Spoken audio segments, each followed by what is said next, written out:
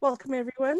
This is the Myth and Gears, and we're here to carry on with our escapades above the skies in Black Sails and Dark Skies. This is episode 15, which will be Harness the Lightning Part 2. Don't mind me as I just...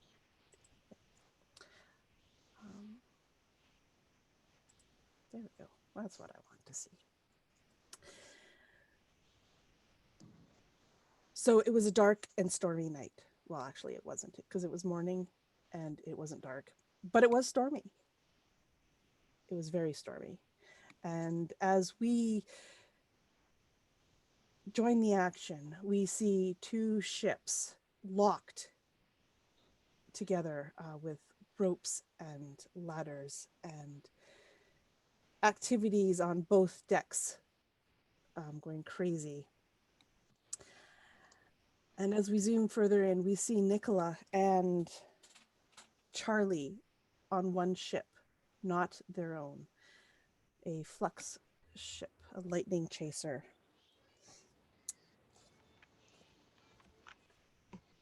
Nicola, I believe you are prone as just as you swung across. Maybe the wind picked up or something, and the ship bucked slightly, and your landing was not quite what you wanted. And however, you did land on the other ship, but you are prone. Charlie, you are also on that ship. The rest of you are still on Triton's Folly. The wind is gusting like you wouldn't believe. It is massive. You guys are in the storm. The rain is pounding your faces, making the decks slightly slick. And every once in a while, the ships, while locked together, are buffeted from the turbulence that is surrounding you in this storm. What would you like to do?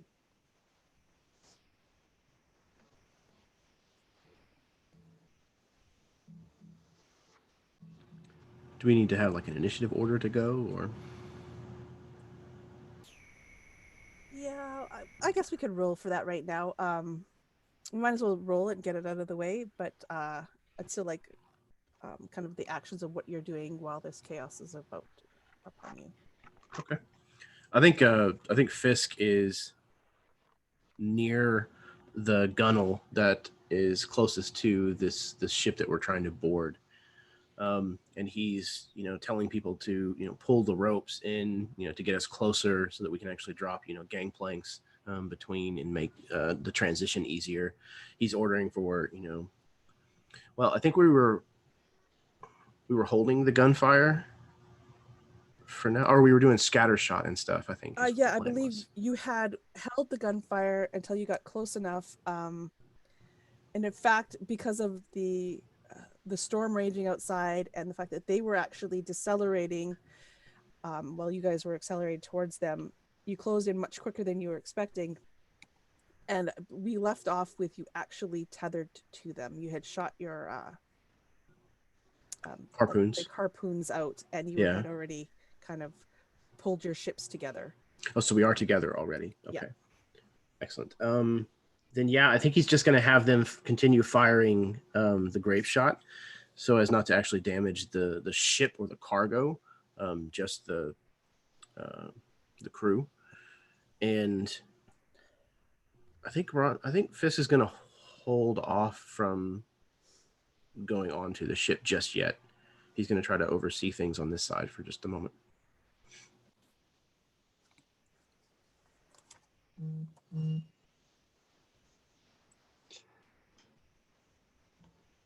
Argus is still, I imagine, keeping the ship steady, so I would be at the wheel still.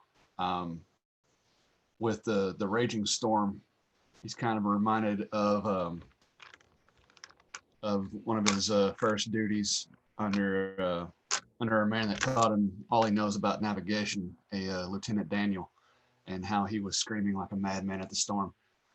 He chuckles to himself.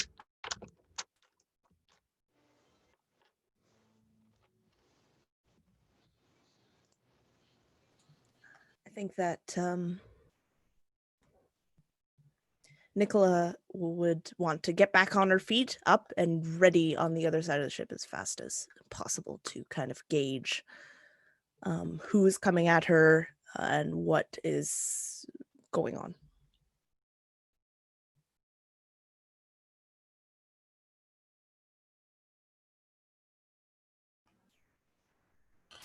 I think that Charlie, having made it aboard, he's gauging my opponents, how many, their positions, how I can position myself where I can hold my ground without being overwhelmed, if there's something that I can put my back to. I'm looking for Nicola to see if I can maybe get to her. I'm gauging the surroundings at the moment.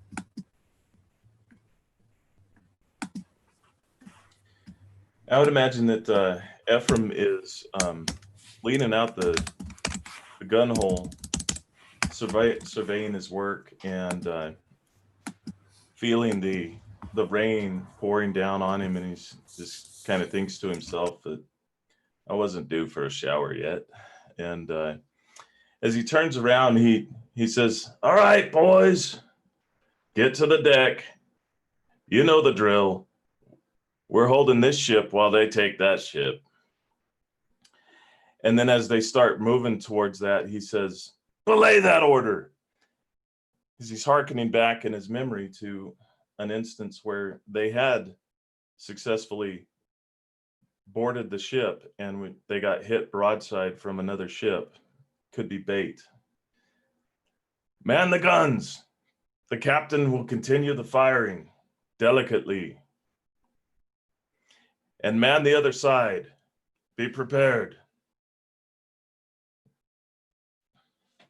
As he begins, scanning the scene, and he also goes to the far side and sort of scans the skies just to see if we're a trap.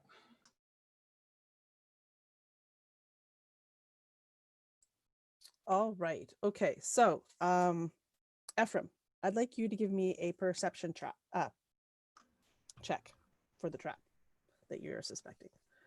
Okay. That is cunning, because I do not have a rank in it. And you will have one setback die because of the wind and rain. Okay, so the green is then going to a 6-sider, right? No, you keep the green. You add a black die. Okay, right. Okay, and are there any purples or? Yeah, it'll be 2, just an average. Okay.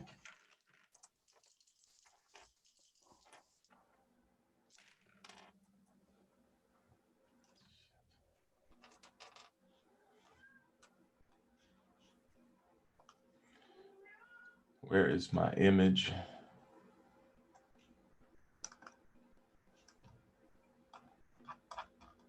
There we go. Okay.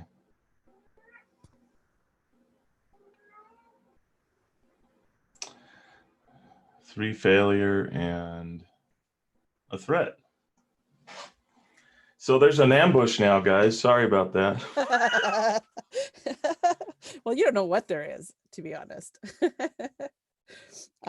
And I think while you're scanning, maybe you lose your balance for a second as the ship kind of like bobs again, and you will take 1 strain as your heart races a little bit as you felt, oh, I almost went overboard. But That makes sense. And with the storm, probably it just doesn't help with any visibility. not at all. Yeah. All right. So initiatives. You've got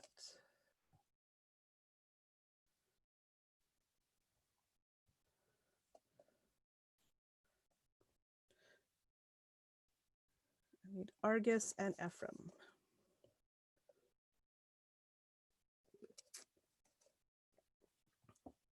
for this initiative will be cool because you were prepared for this fight. Now comes the obligatory how do I roll initiative question for this Okay. session. So you look at your cool skill, and it is based on presence.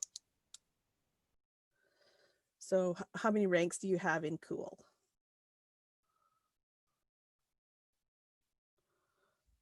You're muted, sorry. Why did I mute myself? I have only one dot in cool. I'm not that cool. And what's your presence?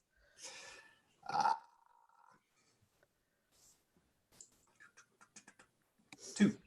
Okay, so you will have one yellow and one green to roll. Gotcha.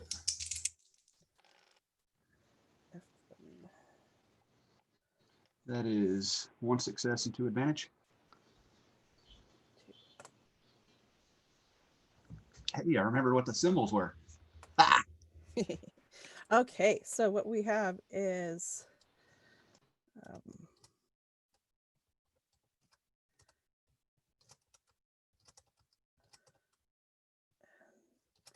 okay.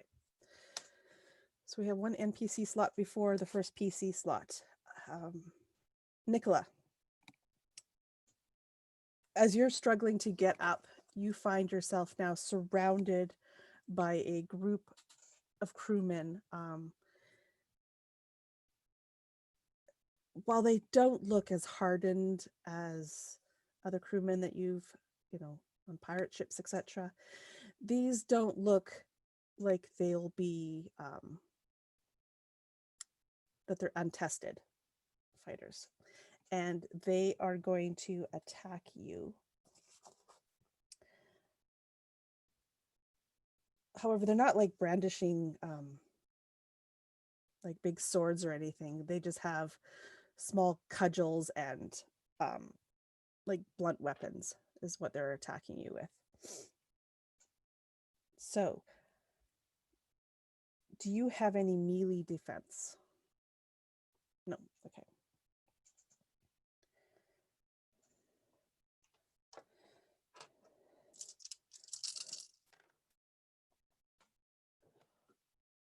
That is one.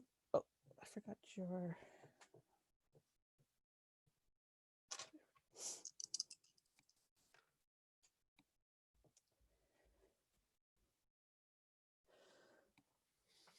So that leaves just 3 advantage for them. So they, I guess maybe as you're getting up your arm, you managed to fend off most of the blows as they're coming towards you. They don't get, they don't land any strikes upon you, but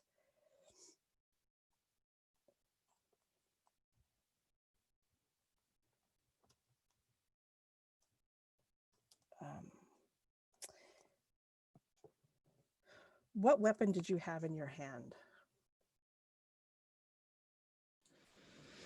All that Nicola had is her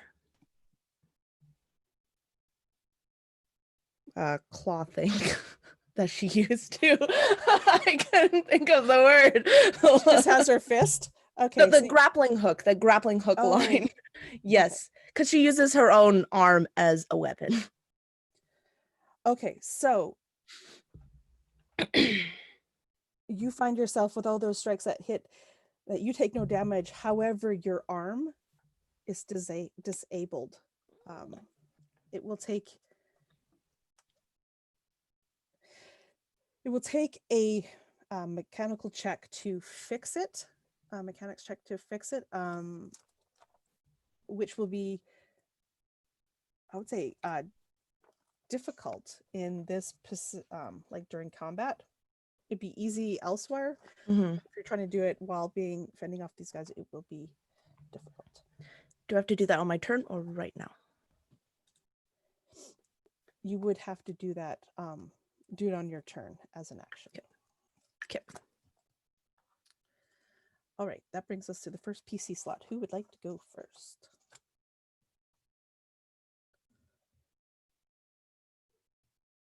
Can I just fix my arm real quick? Okay.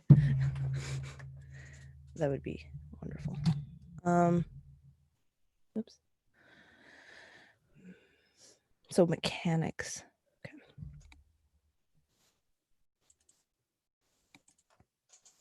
So that's 3 purple. Okay. Yeah. Yeah. Interesting. I got 3 success, 1 threat, and 1 triumph. Okay. So you succeed in fixing your arm. Mhm. Let's say the threat, you take strain to do so. Okay. So 1 point of strain to do so. However, you have a triumph. So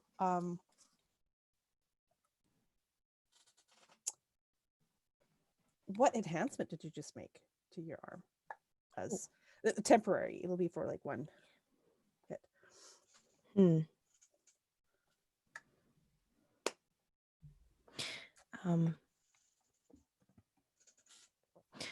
Could it be like some sort of like reach?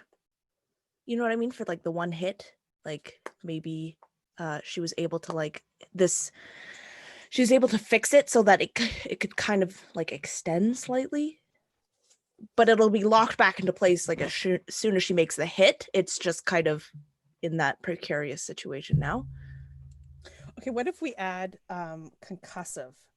So that Ooh. kind of to it for, so what it is, on your next hit, because you have been able to extend it, it actually hits harder, and Perfect. it will knock them, it'll stagger them if you succeed in hitting one. Is there any way, so can I take strain to, so another maneuver is, that's not Yes. an action though. Yeah, so then I misspoke to do, let me do, man, it's been so long. Skill check. Yeah, so you could do a maneuver for 2 strain. You could do another maneuver, and not an action, which you've already done because you performed a skill check. So what would a maneuver be? Like, sorry. So you can like aim, you can take cover, you can move, you can Okay. Yeah, she's gonna take a maneuver to take cover. Okay. Okay, so you have 1 ranged defense at this moment while they are. It won't necessarily help you from the guys that are around you, but if anybody's shooting, you have cover from them. Okay, that brings us to the other NPCs. Charlie, another group are surrounding you as well, as they come up for the side that you're at. Do you have any melee defense?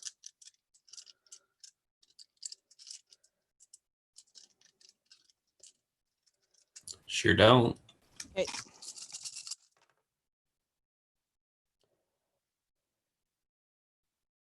So that is 3 successes and 2 advantage. So you are going to take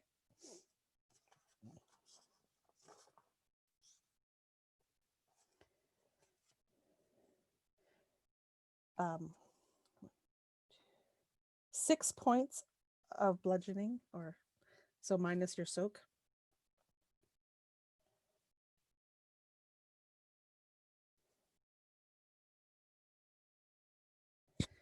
And disorient.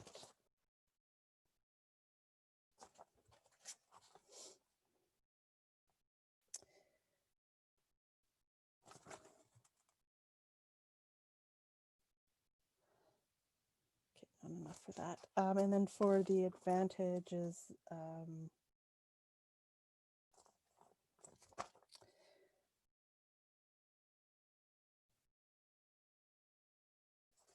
they managed to not clock you over the head good enough that you are going to get a setback on your next check. That brings us to the rest of the PC slots.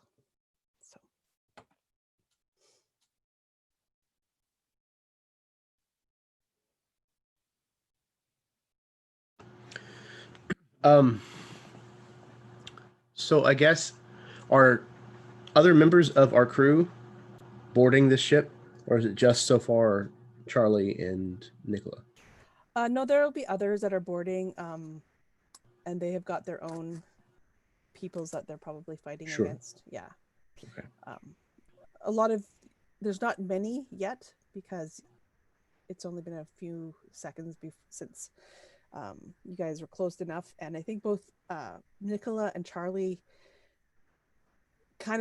they jumped the gun before you even closed in, so they were the first on deck.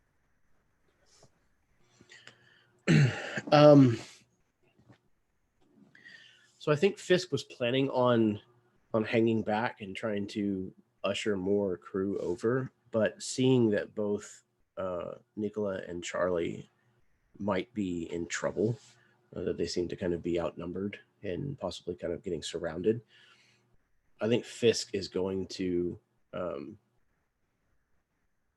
get his blunderbuss unshouldered, and whichever person is currently kind of outnumbered worse or in more dire straits. It looks like Nicola is like trying to fix her arm, so I think probably somebody that's closing in on Nicola.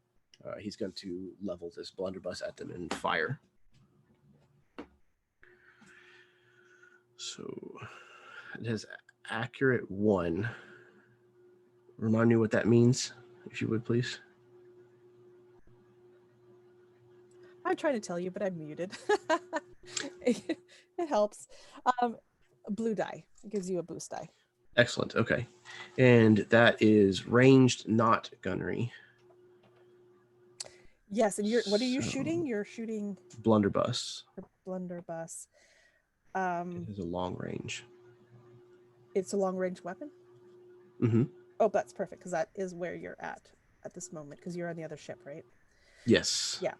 So it'll be 3 difficulty. Okay. but Let's you see. can't do it because your blunderbuss can do it. Agility is 2. My range is 4, so that should be a 2 green and 2 yellow, and then 3 purple and a blue.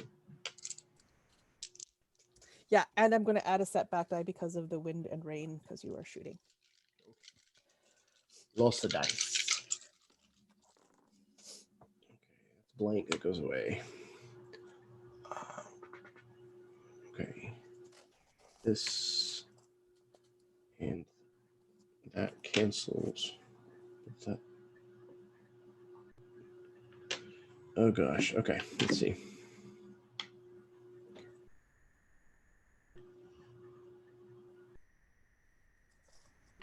Okay. This is a lot of dice. All right. So that cancels that. That cancels that. Okay, so that is, wow. All right, 1, 2, 3 successes and 2 threats.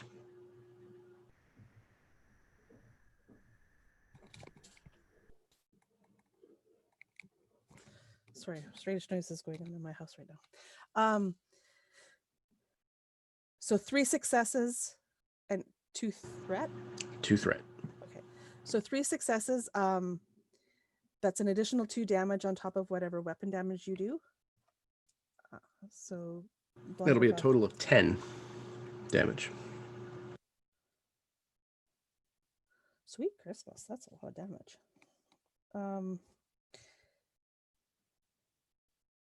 Okay, so you can describe how you kill one of the guys that are on Nicola. So I think she's like kind of finishing, kind of ratcheting down, whatever she's doing to try to repair her arm. And she did the take cover. So maybe there's like a large crate or something that she's kind of like positioned to try to keep herself away from the threat that she saw coming. But now somebody is like approaching from behind her that she hasn't seen. And, Fisk kind of has raised this blunderbuss and he fires and it kind of just passes straight over Nicola's shoulder and catches this guy right between the eyes and takes him like kind of off of his feet, and he hits this rainy deck, and there's just like this splash as he thuds down on the wood back behind her. Fisk is then going to use his maneuver to try to board the other ship. Okay. And you had 2 threats as well, right? I did. 3 successes and 2 threats. Okay, so I think you're going to suffer then this setback on your next action. Maybe the slipperiness of the planks. You're not paying quite as much attention as you normally would, having just shot. So you will take a setback as you try to board the other ship. Okay, and what kind of a roll do you need for that? Like agility, or what is it called? Athletics? Yeah, now technically, because you shot, you shouldn't do a skill check. Okay, maybe I have to wait until next time, or can I take strain to get across? Yeah, let's okay, so you have a maneuver left, and if you blow 2 strain, let's do that. I like that. So use 2 strain, and you can use this to actually do a skill check. Okay. Kind of to upgrade it. Okay, so 2 strain. And yes, it will be athletics. No, this is a coordination. Coordination. Okay. Yeah. That is nowhere near as impressive, Karen. Were you trying coordination to is run across agility. were you trying to run across a gangplank, or were you trying to swing across? I mean, if there's a rope to swing across, it would be hella cooler. Yeah, then that would be coordination. Yeah, okay. So that's going to be 2 green and then a setback die. Yes. And then 2 purple? Or is it hard? No, it'll be 2 purple for this, because Okay. you guys have closed in. Okay. The ships are locked together.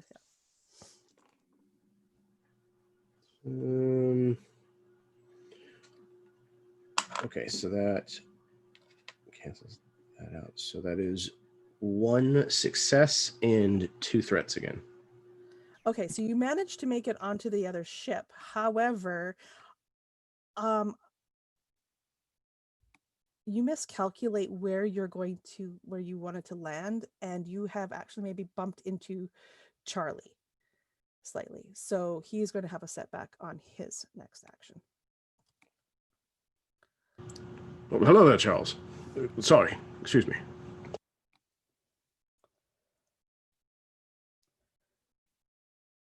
So we have the next PC slot. I'll go.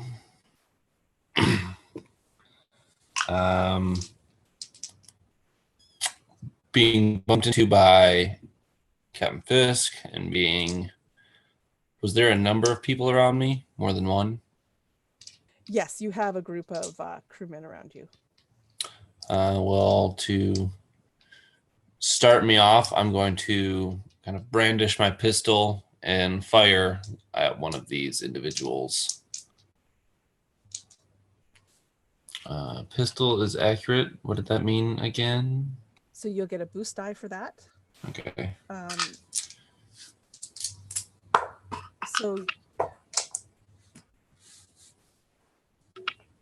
Okay, so the difficulty, because you're in melee, right? Like you're engaged with these guys.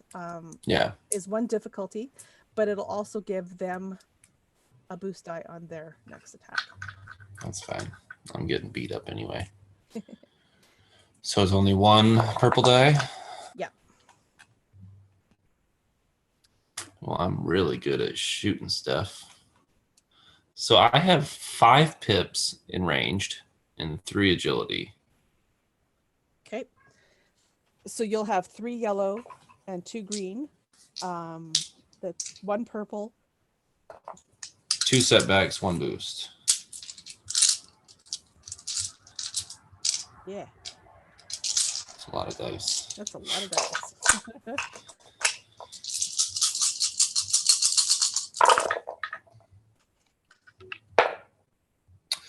All right.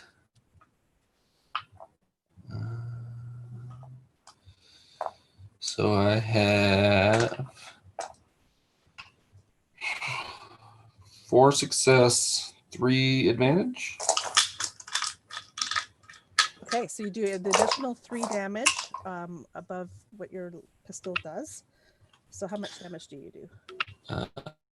Pistol does +6 damage, so I do a total of 10 damage. It's not plus Question 6, mark? it's just straight 6. Oh. Yeah. Okay. So 6 plus an additional 4. 3, right? Because you got 4 successes?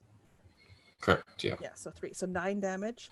And how many advantages did you get? 4 or 3. I'm sorry. 3 advantage. Okay, so you can't do crit, but you did 9 damage.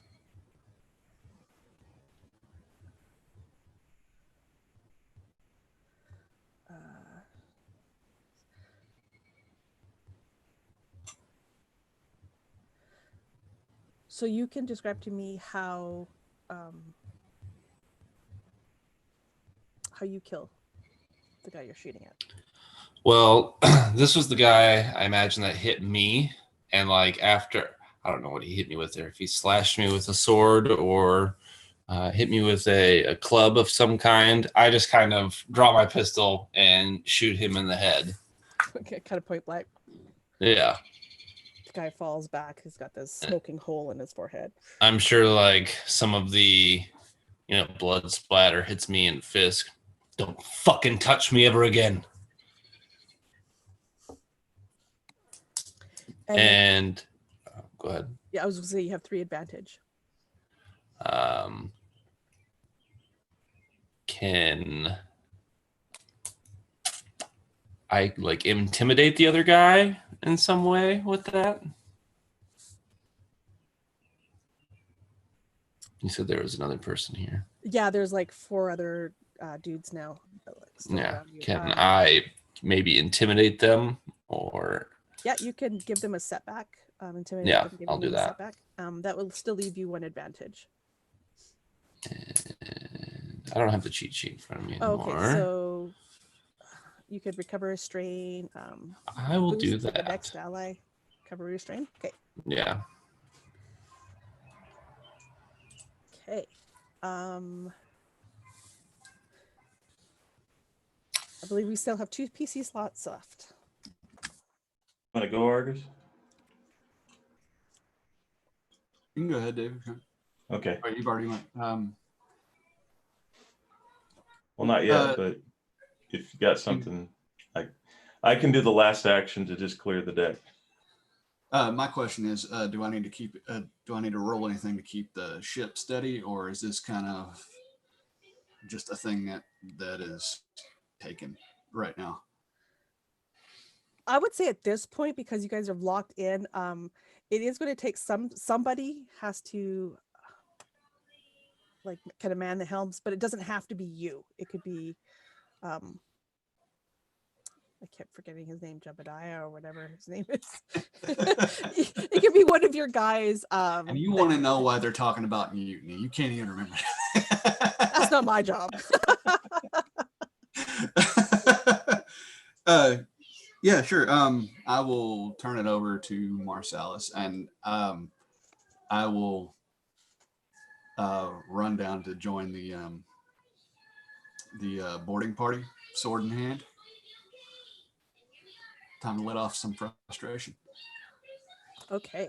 So are you going to try to get across this turn, or are you just going to get to the position where you cross next time? Am I able to, or from the helm, like get down and cross? Or can I like totally swashbuckle it and cut a rope and swing across? Yeah, you could totally do that. Awesome. I would very much like to do that. Okay, so that'll be a coordination check. I'm sorry, that'll be a what? Coordination. Coordination. All right. And that is an agility. So 1 green, 1 yellow once again versus how many purples? 2 purple. 2 purples.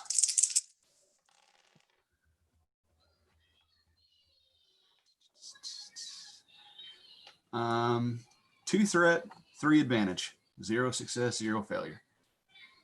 So 1 advantage at the end of it. Okay, so you do not make it onto the other ship. I don't know, something like, I don't know, maybe you misjudged the angle and you swung out and you realized if you let go, you were going to fall into to the stormy depths below. So you decided to hang on and do this again. So you're swinging back to your own ship. I kind of see it like coming out as a long circle, almost Jack Sparrow like, oh, coming back. Yeah, exactly. Maybe catching my footing at the side of my own ship, so I'm running across. Yeah. And that'll be the advantage because typically that would be called a failure. So the advantage is that you don't actually fall to your death. So good. Try That's it again good. next time. Yeah, it's good. All right. And Ephriam. Okay, so I'd like to fire into the areas that where our men are not yet. So kind of lobbing them over, I think. To kind of, because our crew, is still just boarding. So yeah, lobbing it over into them. What's the difficulty going to be on that? I'm going to say it's 2 purple, but because you're trying to not hurt your own people, you're going to have a setback die for that, plus a setback die for the weather. Okay.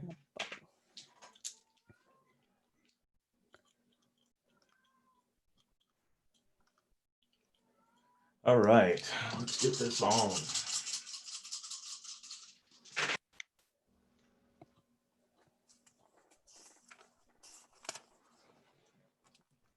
Okay.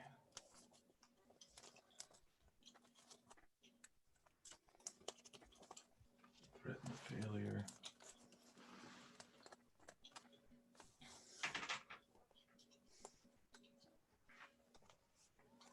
Okay, so the first one, I've only got 2 of these, so I got 1 success and 3 advantage.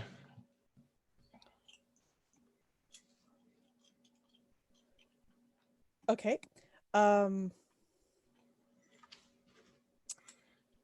So to dole out the advantages, or can I give an advantage to the crew? The next person that acts? Yes. So didn't Charlie, I'm trying to remember, somebody gave somebody, I can't remember now. I think he gave a setback die. Charlie did. And then he recovered his strain. Right. Okay. Yeah. So the people on whom are going to have a setback die. Thank you. Okay. Okay. So 3 advantage. You could, instead of doing damage, you could disable the opponent or gear, if that's kind of an option, or something along those lines, or gain defense, or you can give a boost die to anyone's check. That's cost 2, and then you could give a boost die to the next ally's check as well. So you could give out 2 boost dice if you want, 1 to the next person and then 1 to whoever you wish. So I'm going to use then 2 of them to help Charlie out, right? Okay. That So would cost 2, and then I'm going to use my my talent and knowledge specialty in gunner skill to change one of those advantages to a success. So it's now 2 successes. Okay, perfect. Okay, so you are doing so 7 points of damage. Now this is Grapeshot, right? Yeah, we're looking. Oh, you muted. Doing the best to would it be Grapeshot, or I guess it would, because it's smaller balls and bigger, and the chain would cause damage to the crew. So yeah. Yeah, Grapeshot won't do any damage to the ship itself, but it will take out the people, damage the people. So Yeah, let's do that. okay, so as you fling out the shot, you can see a couple with that amount of damage, that a couple of the crewmen on that far side are like, a lot of them are riddled with the scrape shot, but 2 of them succumb and fall, 1 overboard with the force of it. Oh, I don't envy him. No.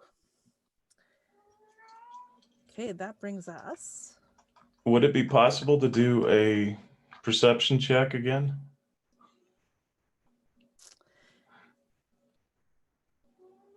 Okay, you still have a maneuver, and what we could do to give you a skill check is you would take an additional 2 strain and use that maneuver plus the additional maneuver to do a skill check. Okay. So that's going to be cunning.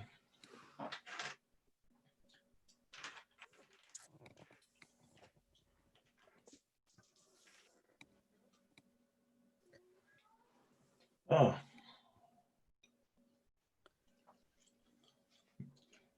Check here.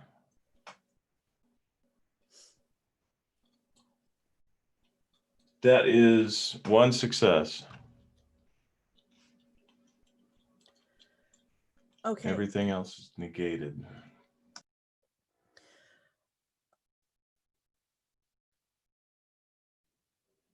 And you were specifically looking to see if this was a trap or not?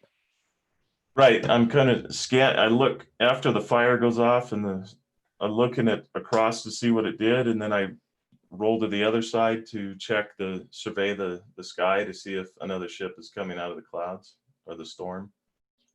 Yeah. Okay. So you see nothing. From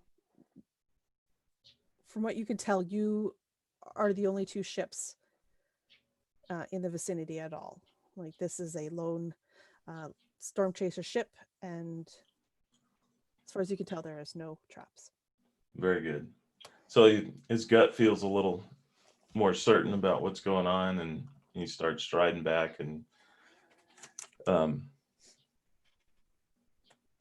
praising the gunners for the work they've done.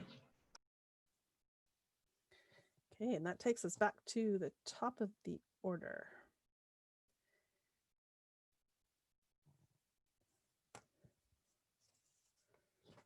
Okay. Nicola. Oh.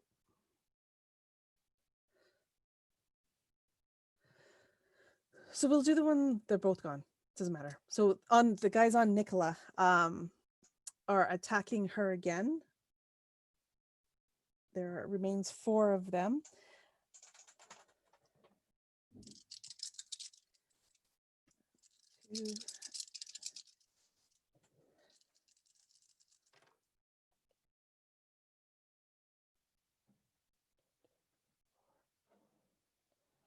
So that's actually 4 successes with 1 triumph.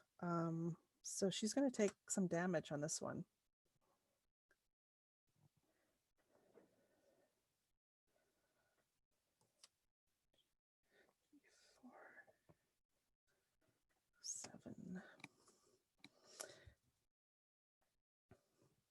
Okay, well, I'll just say it here. So, and then we'll deal with it when she gets back. She's going to take 7 damage minus her soak, plus she'll need to roll on the other. Perfect. So, the guys on you attacked again around your cover.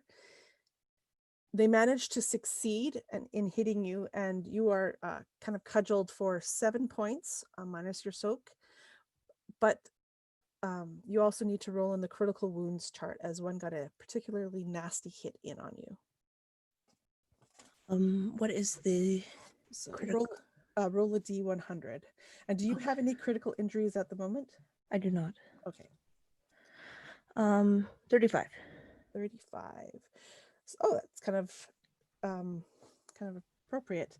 You are staggered until the end of the next turn.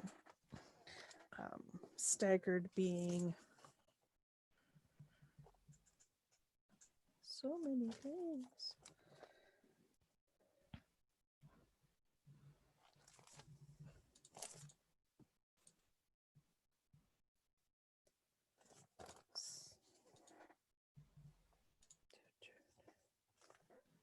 Staggered. You cannot perform actions, and it lasts until the next turn. So you will not be able to perform any actions on your next turn. And so just so we can keep track of it too, this injury itself is called stunned. So the effect will only last until the next turn, but you will have that on your character sheet until you heal it. Any other critical injuries you take, you'll have an additional 10% adding to that percentile roll until this one is healed. Okay, so that was the NPC slot. So that brings us to the next PC slot.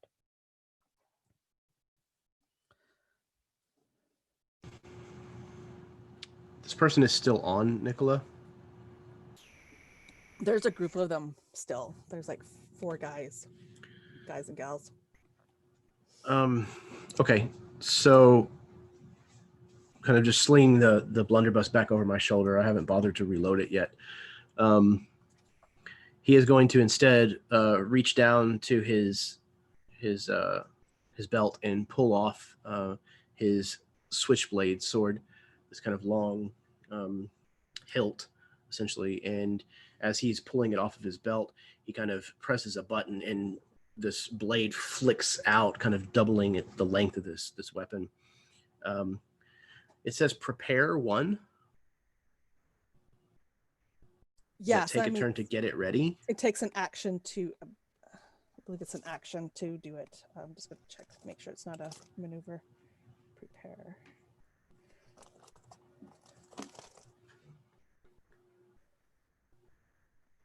A maneuver. So it takes a maneuver to prepare it. Okay, excellent. And then would it take a maneuver to close with the people that are engaged with her? Yes. Okay, so then I'll take another 2 strain in order to close with them. Okay. And then you have an action at which point? Okay. Yeah, and then I will, as I am closing with them, I'll come from around like a stack of barrels and bring that blade down on one of the ones that has his back to me. Okay. So that is melee. Yeah, so 2 purple. Okay. My melee and my brawn are both 4, so that means 4 yellow. Yep. Okay, and then 2 purple. Yep. Okay, I'll have to re-roll these yellow. Okay, so those 2 cancel out. So that is okay. Okay, so 2 successes and 3 advantages. Oh, wait. I think I have a thing. Yes. Bull Rush. After brawl or melee combat check, after a maneuver, if I have 3 advantage or a triumph, I can use that to push them 1 range increment away and make them prone.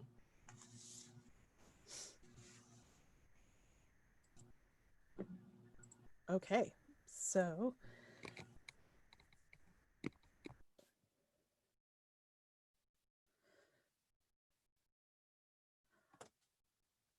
what kind of weapon was this? This was your Switchblade sword. switchblade sword. It is a +3 damage. So with brawn, that'll be 7 points. Okay, so you can describe how you kill one of these guys that are on Nicola and how it looks that you push the other 2 away. They're a minion group, so they kind of all... Okay. So I run forward and I actually just impale this guy on the end of the sword. And when it's clear that the wound is fatal, he actually just kind of puts his boot on this guy's back and pushes him away from his blade, kind of freeing the weapon, but it pushes this guy into the other 2 that are kind of surrounding her, and they kind of all stumble back. But when they stumble back, the one who's injured kind of trips over them and hits the gunwale of the ship and pivots over and falls into oblivion. Okay. That brings us to the other NPCs that are on Charlie and no longer Fisk, because Fisk has left that group. Charlie, you gave these guys a setback die, if I remember correctly. And they're attacking you.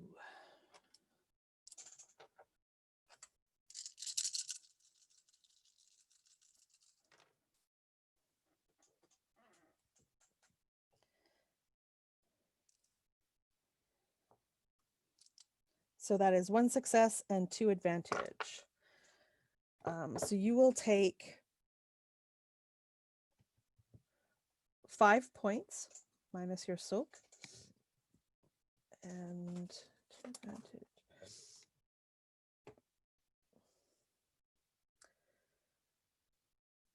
And they're going to give you a setback die to your next roll, as one of them clocked you good enough that maybe it put you off balance or something, made you stumble back into a barrel.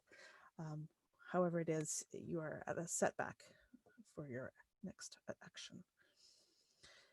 And that brings us to the 4 PC slots that are remaining.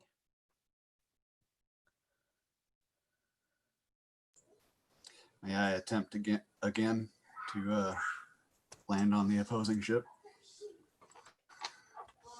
Yes. Yes, you can.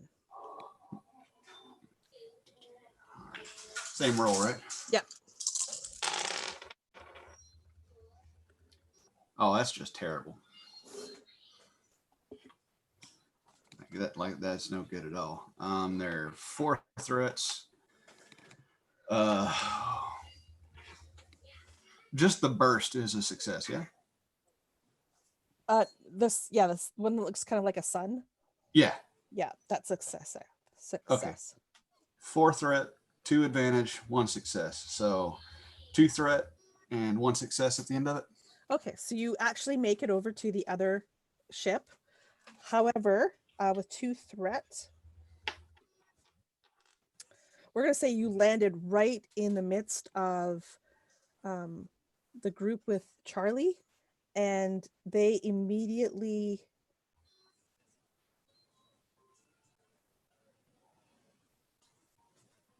well, that doesn't work.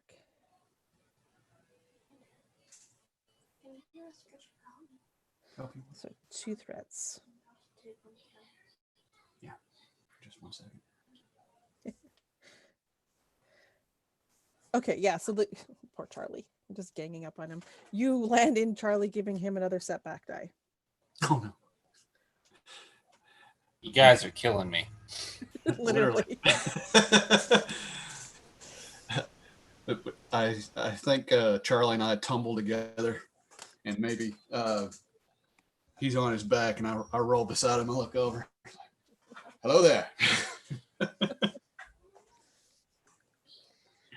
All right, next piece. I love how Charlie is like the entry point onto this ship. Like these customs, everybody has to go through him. There is a whole ship. Quit running into me. It's just your personal magnetism, sir. I was saying, Like Bronson came over, kicked me. It's like, okay, and then I stand back up, and Argus kicks me. It's like, guys, are you serious? We were just surveying the deck, and it looked like Charlie needed more help, where Nicola just had everything under control. There's 5 guys around me, and like the one guy moves out of the way so like another guy can swing in, kick me, and then he steps back. It's like, okay.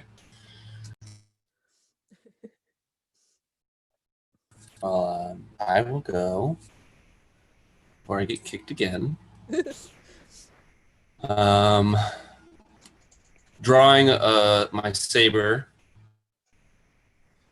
I have the talent Tumble, where once per round, in my character's turn, I can suffer 2 strain to disengage from all engaged adversaries. Does that count? That's my action, yeah? So like I couldn't attack and then do that? I believe that is...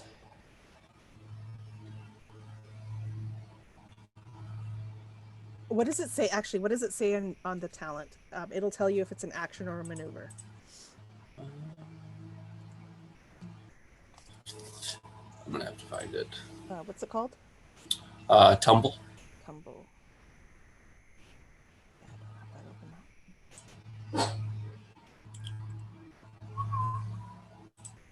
sure I had it open. Initiative 2. Weak.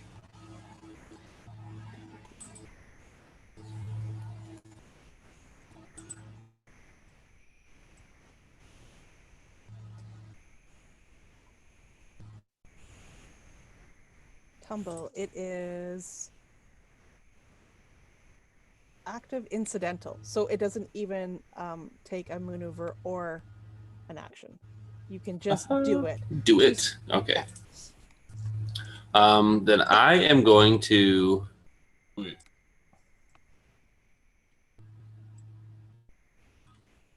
draw my saber, and I'm going to attack another one.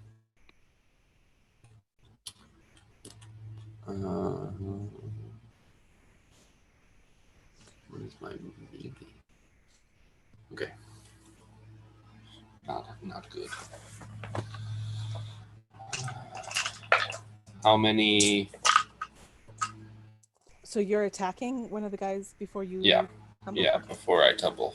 Yeah, so it'll be 2 purple, plus you have Okay. 2 setback die at this Yeah. moment. All right. Well, I'm also going to use my Stroke of Fate to give me 2 boosts. Okay. You also have story points here too, guys. Didn't he also have a boost from Ephriam? Yeah, I think he Ephriam specifically gave Charlie a boost. Yes. Did he? So yeah, so Charlie, you get another boost die as well. Okay. All right.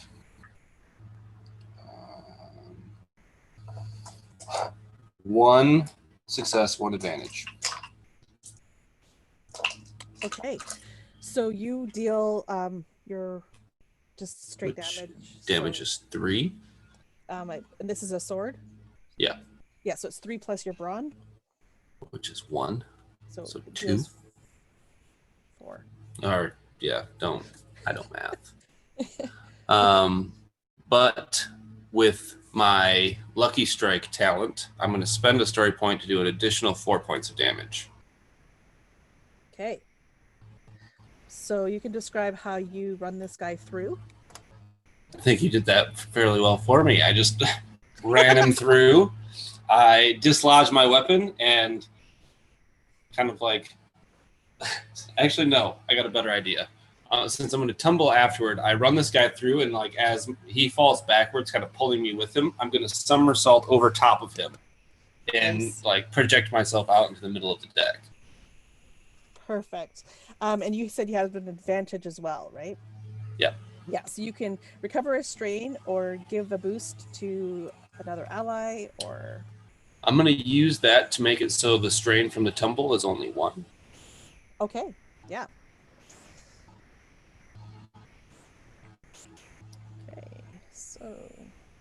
I'm bleeding fairly badly as well. So Okay. Yeah, let me know if your wounds ever get to your wound threshold. I'm very close. I'm very close. Very close. Okay, so who has not yet gone this round? Because okay. So I think Nicola, she's kind of like stunned a little bit. I imagine the whole ship begins to kind of like tilt back and forth, like in her vision, as she's kind of stumbling, trying to regain her stance. Can she look? So she can't do action, but she can do a maneuver. That is correct. Yeah. Could she do a maneuver of like looking around to see if she can see who would look to be like maybe the captain or like somebody important who's like giving the orders?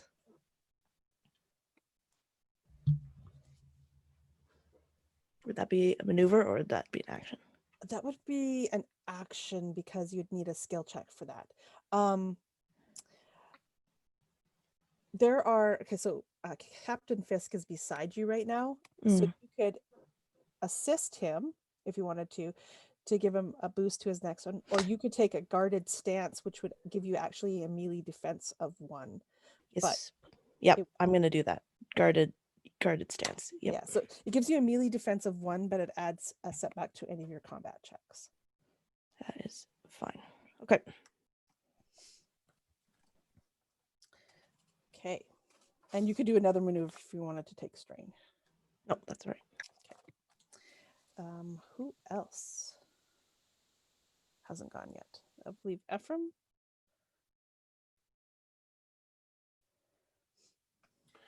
Well, considering the damage we did on the last one, I'm gonna go ahead and fire again. And same thing, 2 purple and 2 black. Yes. Okay. Lobbing it over.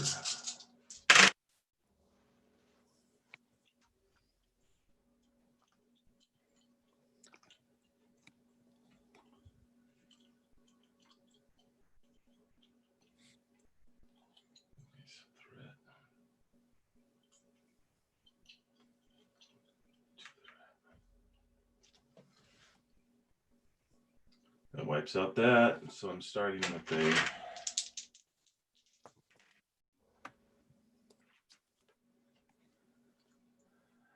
all right, that wiped that out. So I ended up with 2 advantages, which I can convert to success Oh, with okay. my good. gunner skill. So converting that, so I get 2 successes on this next volley. Okay, so that does 6. Okay, so again, the shot goes off and it fires into like some more men that are kind of looks like they were grouping together again on the other side, and you manage to not only riddle them with more shot, but another one falls to the deck, not moving anymore. And they have a smaller crew, right? Than yours? Yeah. So Ephraim's beginning to wonder if they're losing heart. He can't necessarily see too well. He just knows they're on the far side.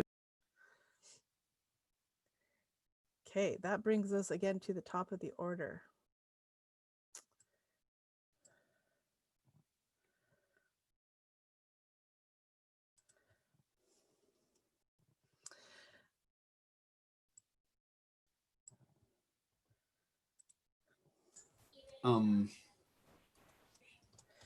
So I think NPC.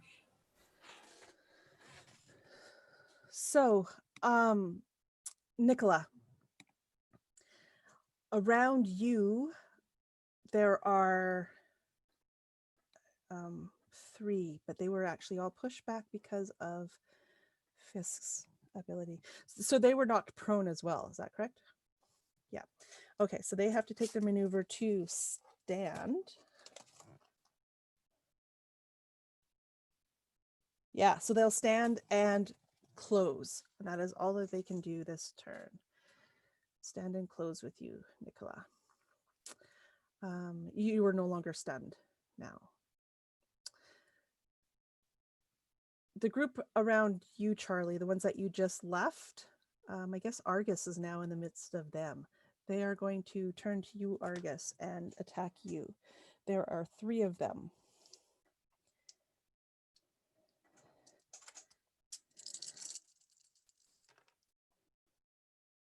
Only 3. Only 3. Do you have any melee defense? I should ask that. Do I have any melee what? Defense?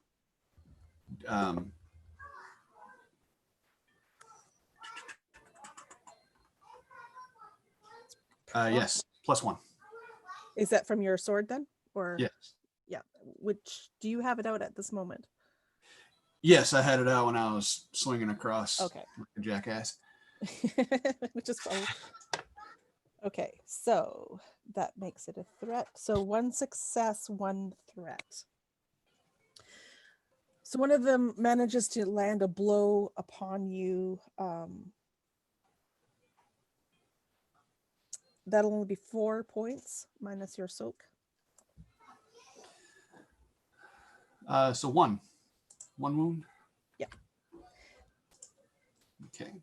and you can spend a threat against them. You can make them suffer a strain, which in fact actually just does a wound because they're a minion group, or make them lose a maneuver, something like that.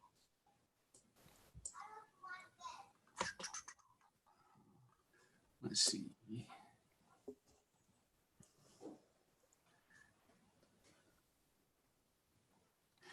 When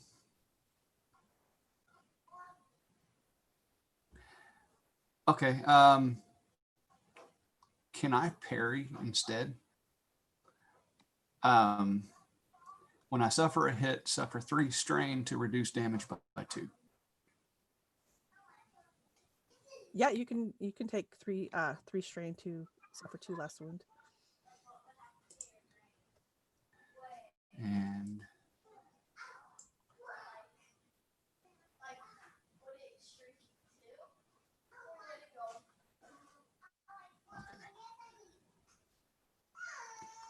then I will do that. I'll take the strain instead of the. Okay. So 3 strain, 0 wound. And what did you say I can do with that threat? I can actually. You can make them suffer a strain, which in fact just causes a wound because they're minions, or you could make them lose a maneuver, get distracted, something along those lines. Okay. Yeah, I'd make them take the damage. Maybe I, as I parry, I slice a finger or something. Something, yeah, sounds good. Knock their hand against. Yeah. The bolt. Yeah. Dad, What's up? who's that? That's a mocat. I want it. Smart kid. And that brings us to a PC slot. Nicola is angry and she wants to punch someone. She hasn't been able to this whole time, so she is tired of not getting the jump, and she feels like a fool right now, and that is so I imagine she's going to meet these people who are closing on her and Fisk with this huge like wind up, and she is just going to hit this person. All right, so it is 2 purple. That's the difficulty. All right, so I have so many. Okay, one second. I'm going to voluntarily increase the difficulty by 1 to do a painful blow. Okay. And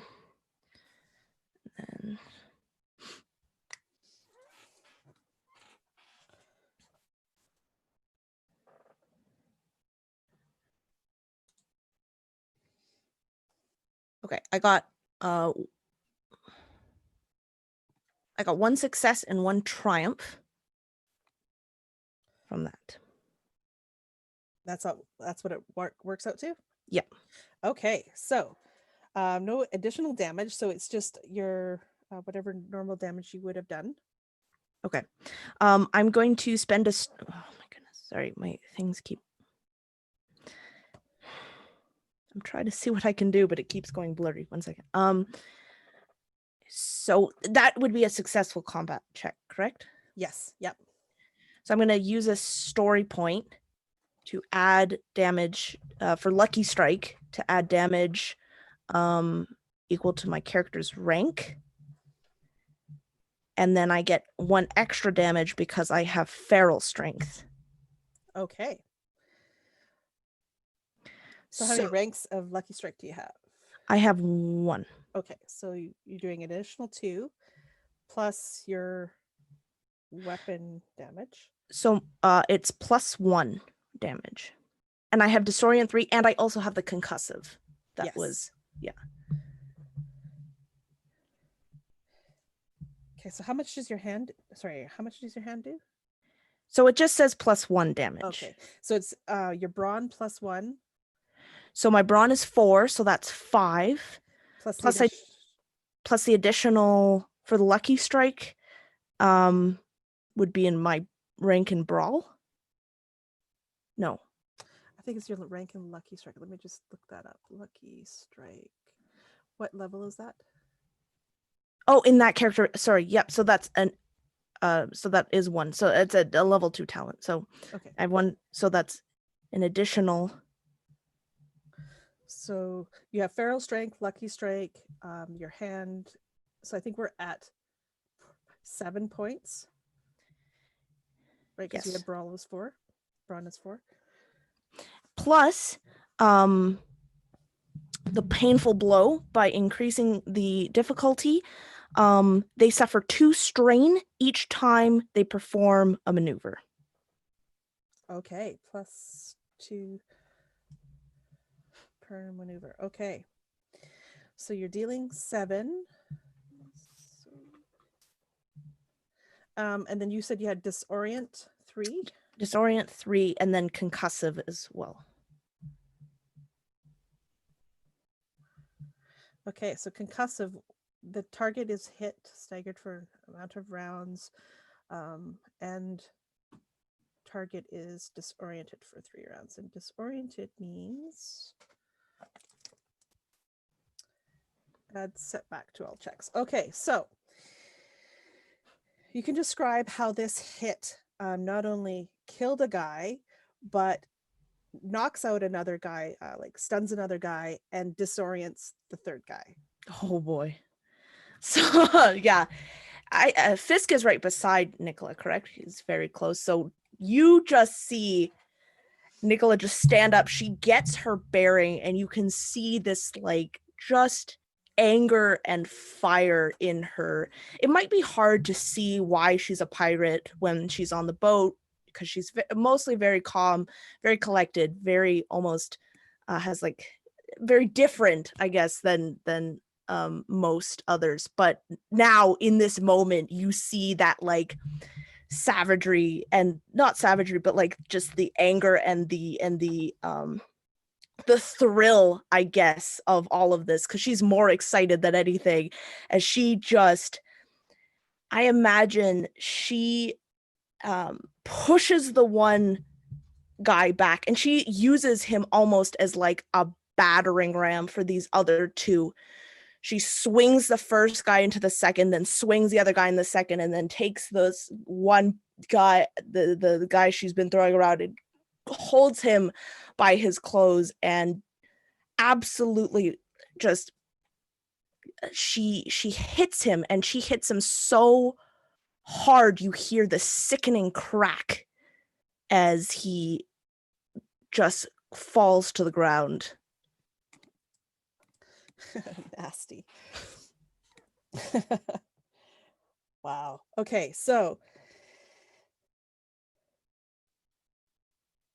as Nicola just rounds on these 3 guys and pretty much like kind of just destroys all of their will, as you know, one's there kind of holding his head, the other one's lying on the ground kind of rolling with pain, and one's just not moving at all. You all hear in a very loud voice coming from the top, one of the top decks by at the rear of the ship. Stop killing my men! And you see a man. I forgot how to share. You see a man standing at the top of they're yelling, and he is standing by this contraption. It looks like kind of like a cannon would look, except that it's not a cannon. It's on like wheels, like a wheeled cannon, but it is got all sorts of mechanical gears around it, and it's actually looks like it's humming and crackling with energy, and he's got it pointed at this big kind of machinery cage section at the back of the ship, which you can tell is probably the device that helps gather the lightning energy from the surroundings. And he's like, stop killing my men or I will blow us all, including your ship, out of the skies. Let's talk about this. And I need every one of you to make a negotiation check, please.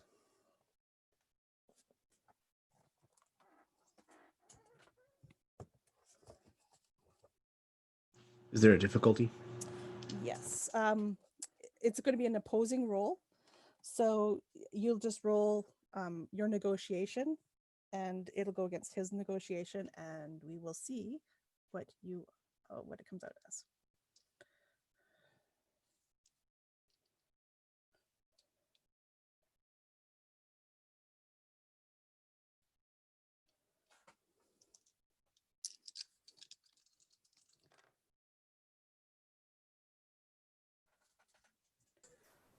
Argus got 3 success.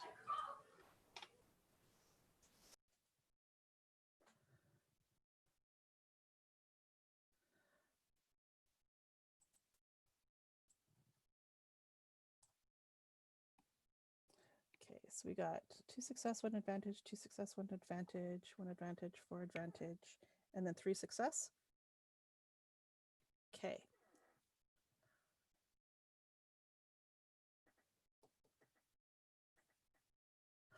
I need all of you to take 2 strain damage.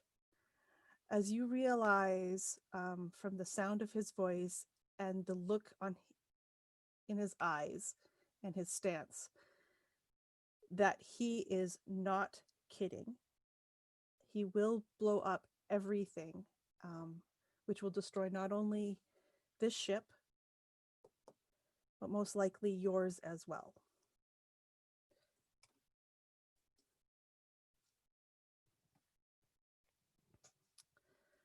And then that'll put us to the next PC slots. So I believe Nicola is the only one who's gone, so it's the rest of you go now. I think Fisk is he's loading his blunderbuss. And as he's doing so, seeing that the immediate threat around him and he and Nikolai has been dealt with, he's kind of loading his blunderbuss. And he looks up and sees the what must be the captain of this ship issuing this declaration. And he kind of measures him for just a moment. And then he turns to his crew and he kind of shouts out above the thunder, "Stand down! Stand down! Lower your arms!"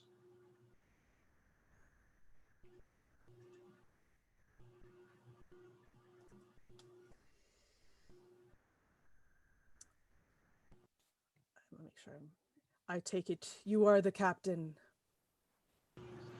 Aye. Captain Fisk of the Triton's Folly. I think it's very clear that we have taken your vessel. You are a smart man, I can tell. It is very clear that you outgun us, and I know your type. You will not let us survive. So know this. We have nothing. We're not a cargo ship. We are here to gather lightning. And rest assured that if you try to take this ship, I will destroy it and you. So let's come to some sort of terms that we may all leave this intact. Just out of curiosity, Mhm. over the sound and the noise, did Ephriam hear Captain Fisk? Or this guy shouting out?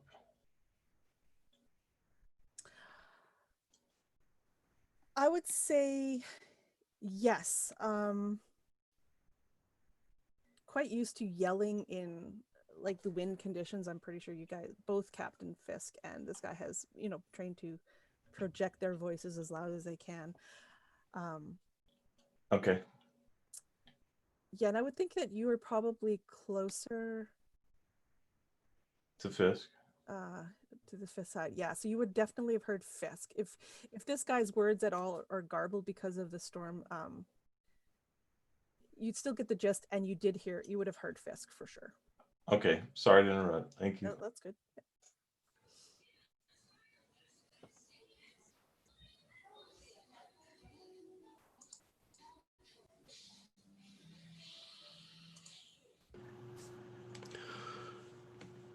You say you understand my type, and we would not let you live, but this is not entirely true. Those of your crew who wish to join ours would have such an invitation extended. If they join your crew, how are we to crew this ship? We have come specifically for this lightning that you have gathered. We need the energy for our own ship.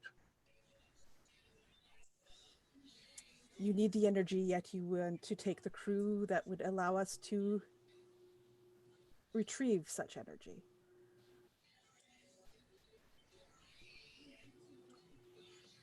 Who do you fly under? What banner do you serve?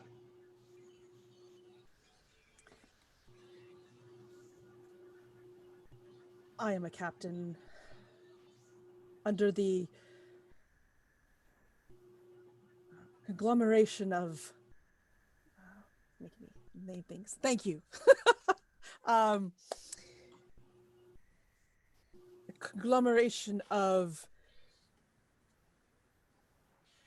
Paragon energy sources.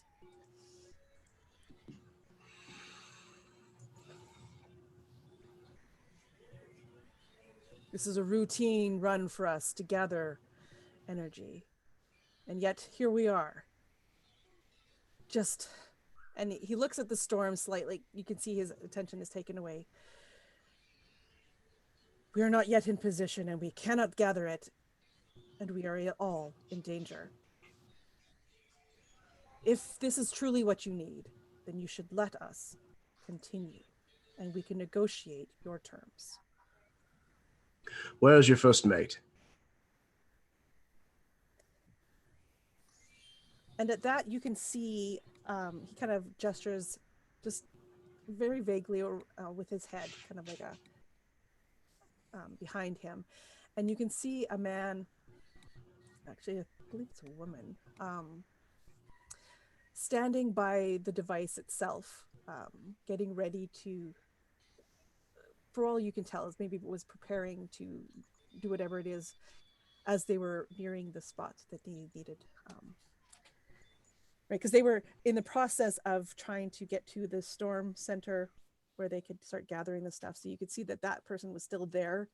And at this moment is standing looking at you, hand on their pistol, but doesn't look like they're moving. They're just kind of watching you and their captain talking. Which of you is it that operates this device, this gathering system?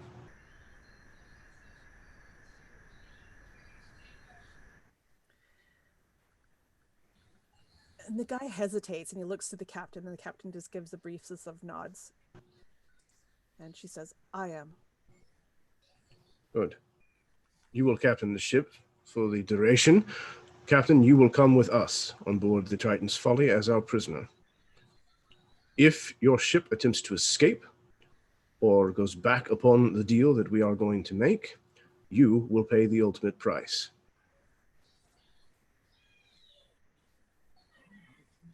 And in return, you will let my men go and stop killing them. If you keep your word, yes.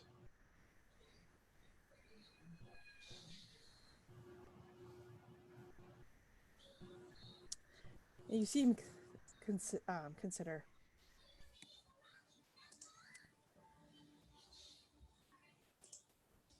All All right. There is one problem, though. We need to be free from your tethers to fly where we need to go. To do Which what is- we need to do. Which is exactly why we will be bringing you aboard as collateral.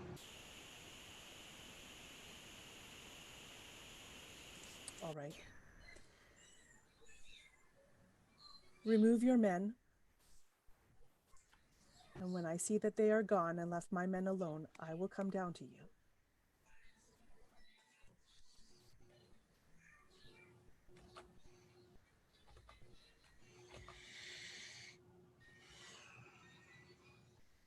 He kind of turns and kind of gives a jerk of his chin, like to Nicola specifically, and kind of the rest of the crew that's aboard the ship currently.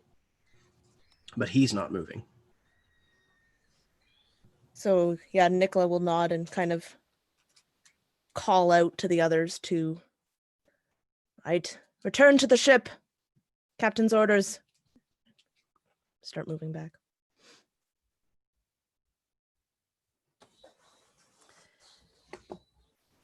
And this captain waits and watches as your men leave. And then he kind of looks back at the woman standing there, gives a nod, and she approaches where he's at. And he starts to walk down to you, Captain. As he approaches, Fisk will disarm him if he actually has a piece on his hip, like in the picture here. He'll ask for his weapon. And when he's kind of handed it to him, he'll just tuck it into his belt, essentially. Kind of take this guy and kind of turn him towards the gangplank and kind of push him along. He says, when you have finished gathering, we will claim all but what it takes for your ship to sail from your bounty. It is forfeit for losing this battle.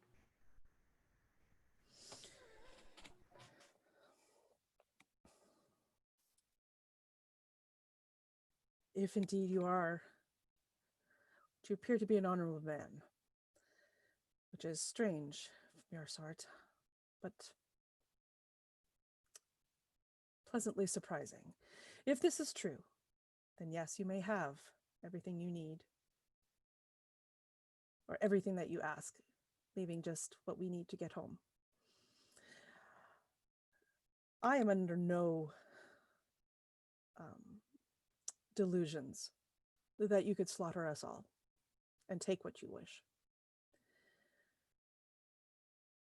But know this.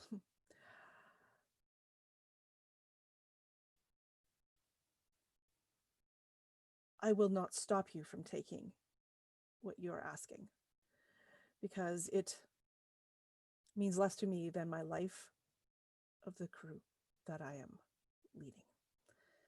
The rest are just things. We can regroup, the company will replace, but lives, they cannot. So know this, I will not break our deal, as long as you do not break yours. Good. There should be no need for foolishness. Cross the ships. And he does. And I think he's part way over. No, I think he makes it to your ship before he turns back to you.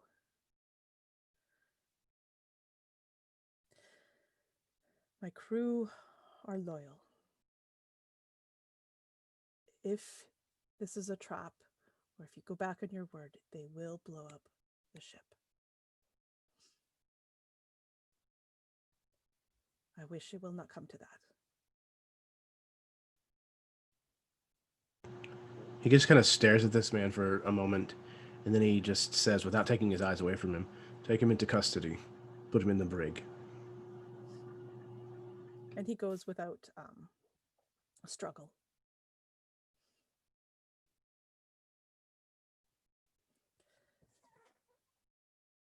And then he starts ordering the crew to remove the harpoon cables and the gangplanks and let them go. But he orders Argus to keep us close so that we can see them. Okay. Argus would give a nod in agreement.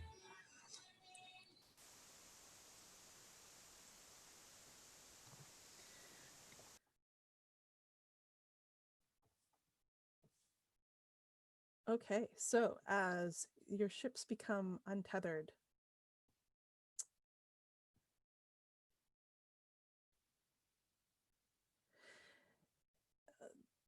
the other ship slowly starts to head forward on the same path that they were heading before you kind of overtook and attacked them.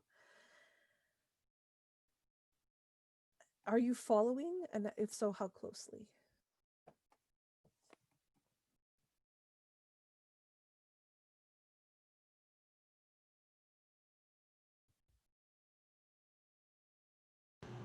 Anybody have thoughts?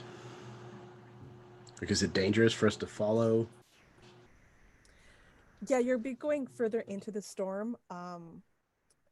Being in the storm itself is just dangerous. You've never actually really seen one of these ships do what they do, so you're not quite sure exactly how what the aftermath of the surrounding is going to be for you.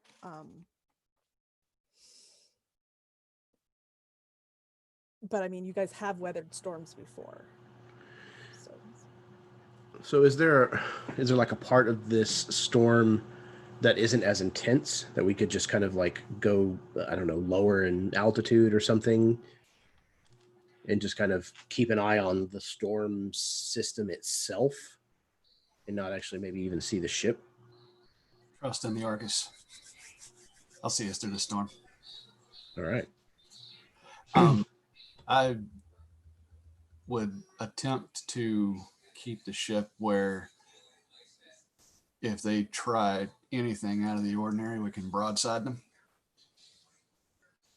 Okay, so maybe you're keeping level with them. Mm-hmm. Very much so. Okay. Sending runners down to Ephriam to and be ready. Yep, Ephriam is got all hands on deck, prepared to light them up if they need to. Would that require an operating check for me, or At this speed, I'm going to say no. Okay. You're managed to follow along with them, kind of using them as kind of the navigation. You're just kind of, I'm assuming you're like not like right side by side, that you're a distance away, but not too far, like that, so your guns can still hit if needed. Is that correct? Yeah. Yeah, so this won't take a check. You'll just be able to do it. And as the other ship goes, you can start to see that some sort of strange mechanical device kind of spirals up into the sky, and then almost kind of like an upside down umbrella, but no cloth, just the wires kind of spread out into these weird angles, all bent and twisted, as they approach a particularly like a dark section of this storm. And within moments, as the lightning starts to hit, it starts to hit upon this. It is almost attracted to these metal. Oh, Argus just was not up to that. Attracted to the metal, and there's lightning and electricity pulsing throughout everything. We'll just share.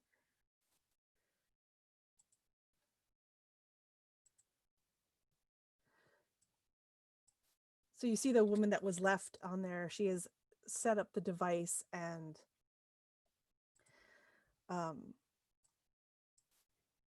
as the electricity kind of goes into the spires, like the wires of this kind of claw-like device that's up there, the electrical energy is shunted down into this almost like a turbine kind of thing.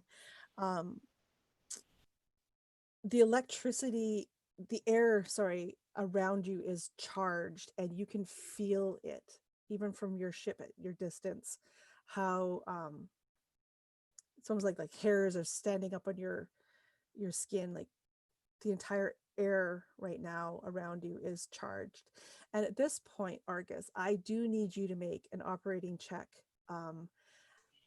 With this amount of energy kind of coming to the ship, and how close, I mean, you're not that close, but you are close to the other ship, you find it a lot more difficult to navigate than normal, as it's almost like this buffeting and air pressure is just kind of changing, and it's hard to keep on the path that you are on and not be drawn even closer to this ship. So Okay, cool. an operating check. I have 3 in operating. Does that bump all 3 of my greens up to yellows, or What's your intelligence? my intellect is 3? Yeah, so 3 and 3. So yes, there'll be 3 yellows. Cool. And this will be a difficulty of I'm gonna say a difficulty of 3 purples with this, and add a setback die. Ooh, that's the black, yeah. Mhm. Okay.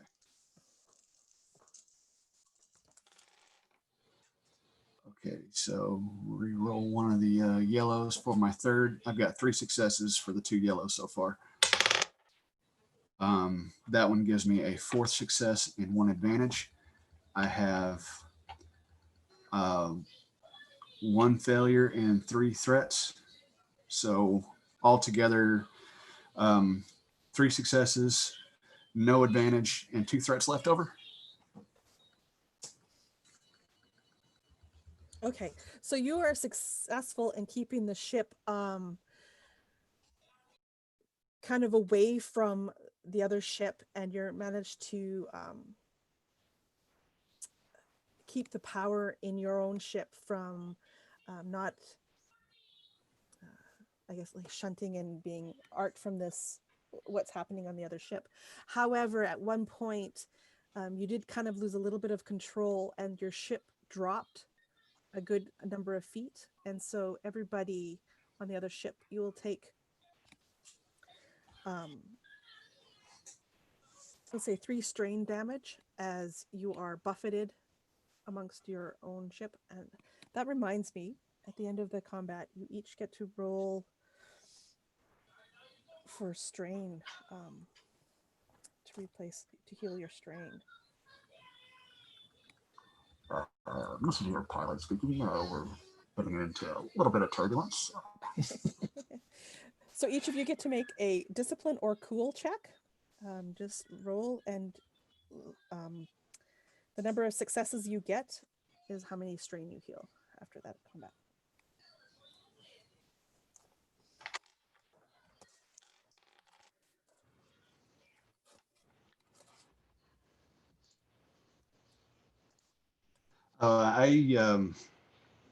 What does the triumph count for? Is this? And this A is just a success, yeah. Okay. So 3 success and 1 advantage for me as far as that goes. So Yeah, I so would. then you did get 3 strain back. Like you'd heal 3 strain. Okay, cool. So the advantages don't add anything to this, right? No. Okay. Okay, and then you all would take 3 strain from this buffeting. But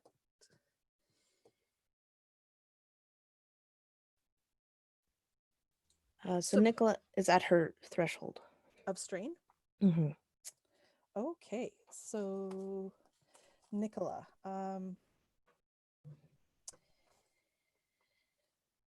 so when you get buffeted, I need you to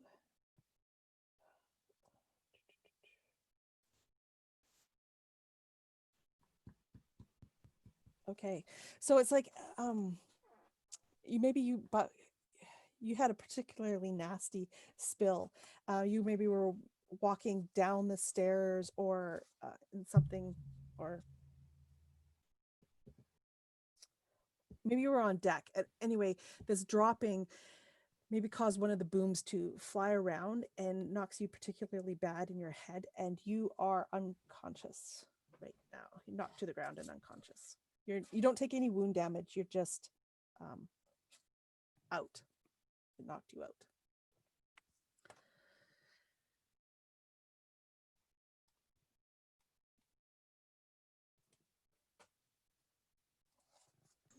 I'm sorry, my son was talking to me. You didn't say anything to me, did you? No. Oh. Nicola, however, has been knocked out. I don't think you'd see that. You're too busy flying the ship, but that is what's happened. Not Argus is concerned. Yeah, I think Fisk will probably gather Nicola up and take her down to her quarters, where at least she might be a little safer from getting knocked into things. And you can make me a medicine check if you want to. You don't have to. You can make a medicine check if you'd like to see if you could. That's okay. Is it 2 purple or 3 or? So at this, Nicola, excuse me. You are at your threshold. Yes.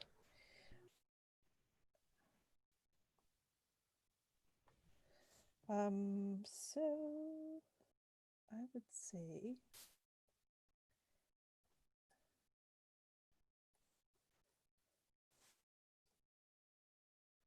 no, just there's no difficulties. Just roll your medicine check and let me know how many successes and how many advantages you have.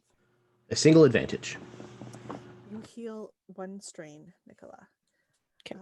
And if that puts you back under, you will regain consciousness. It does, indeed. That's exactly what you needed. So this process is going to take some time as they're gathering this energy. What are you doing while this is happening?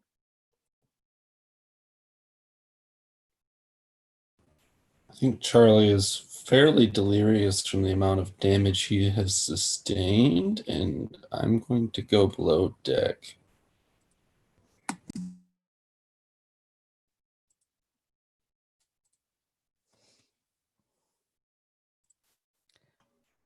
Okay, so Charlie goes below deck. Nicola is below deck as well in her quarters. Fisk, are you still with Nicola? Or Yeah, I think he might have also helped get Charlie down into the what serves as the infirmary, wherever Nicola typically does her work, as far as the patching the crew up goes. And he's going to bring each one of them a glass with whatever, probably rum that they would have on board, to kind of try to hopefully get their spirits back up and take a little bit of the edge off of the fact that they went from a fairly intense skirmish and then straight into this rather rocky experience. yeah, and I also imagine you've also lost a few men. Not as many men as you killed on the other side, but you've lost a few as well. So and some are injured. So there's that going on. Ephriam, what are you doing? Well, Ephriam is still manning the guns. He hasn't gotten the order to stand down, so he is continuing to keep the men alert and prepared for whatever might be coming. But he is trying to lean against the wall because he's down to about 5 of remaining strain.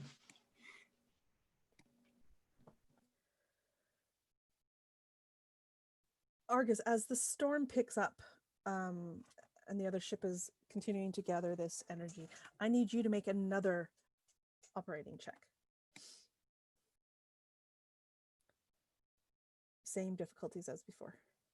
Still at 3 difficulty? Yeah. No setback. Setback die still, or Not this time Okay. because you're getting used to it. Yeah. Okay. So that is 1 success and 3 threats so far. I need to roll another yellow. That is 2 advantage. So 1 success, 1 threat. Okay, so you managed again to keep the ship going, but there's some more buffeting, so each of you will take 1 more strain damage. Sorry, that will probably also knock out Nicola again. I challenge you to do better, Captain. How much? Sorry. 1. Okay.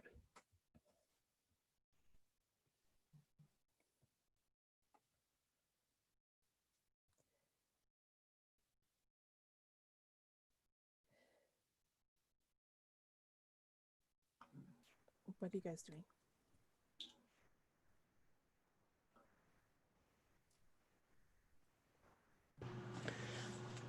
I guess Fisk is going to try to.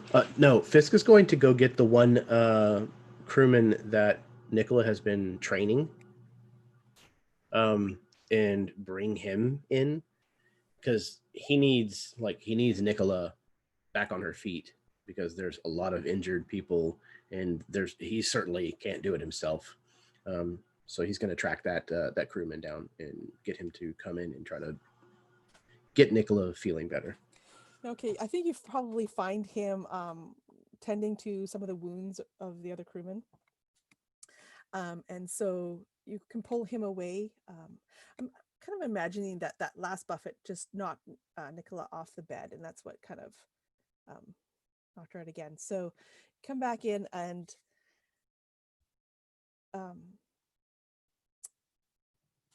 somebody can roll me a medicine check so that you do it. This will be Nicola. What is your medicine? My medicine is 5. Okay, and your intelligence? 4. Okay, so we'll say you have. Well, you're probably a very good teacher. So this guy's probably at 3 yellows. You've managed to teach him enough that he has increased his medicine skill to 3. So someone can roll 3 yellows for Nicola, or for, I think this is Jebediah. Is that who's? I don't remember. I think I there know was it starts with a Jebtha. J. Yeah, Jebtha. I think that's Jebtha. yeah. That's Yeah. Jebediah. Okay. Do you want to roll it in? Since Yeah. he's kind of your student. Yep. So, all right. Sorry, what would that be? 3 yellow. Sorry. 3 yellow. Okay. 2 success and 2 advantage. Okay, so he's not only does he take care of some of the strain, like easing your pain or however that turns out to be, but he also actually does a little bit of first aid on you. So you are recovered by 2 wounds and recover 2 strain.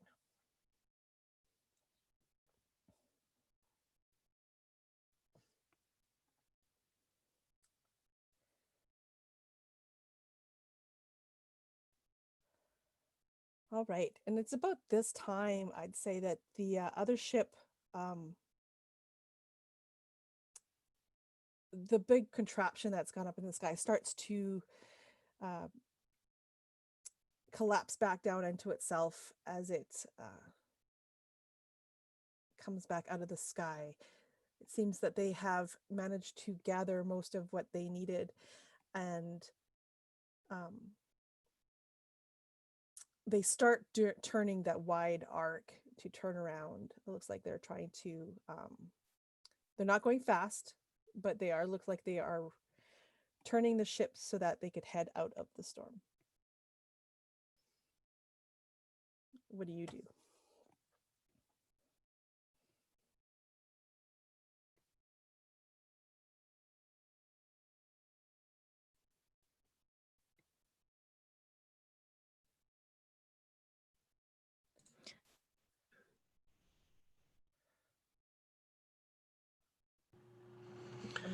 follow? Yeah, that would be my assumption. So as the other ship and yours banks, they pick up a little bit of speed again. I mean, it's up to you guys what you do. It doesn't appear that they're trying to like all gun full speed ahead or anything, but it looks like they are trying to get out of the storm as quick as they can without It incurring would be more damage. it Sorry? would be easy enough to bank with them, yeah. Yeah, absolutely. Follow along. All right.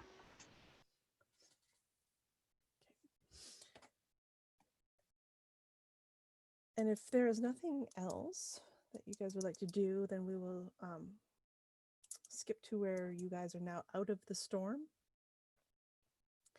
And the other ship seems to put a bit of distance between the storm front and the ships. And then they decelerate so that they're only moving very slowly.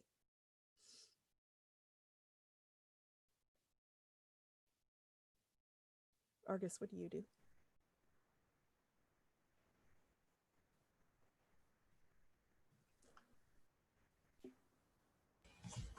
I mean, I'm still trying to stay level with these guys.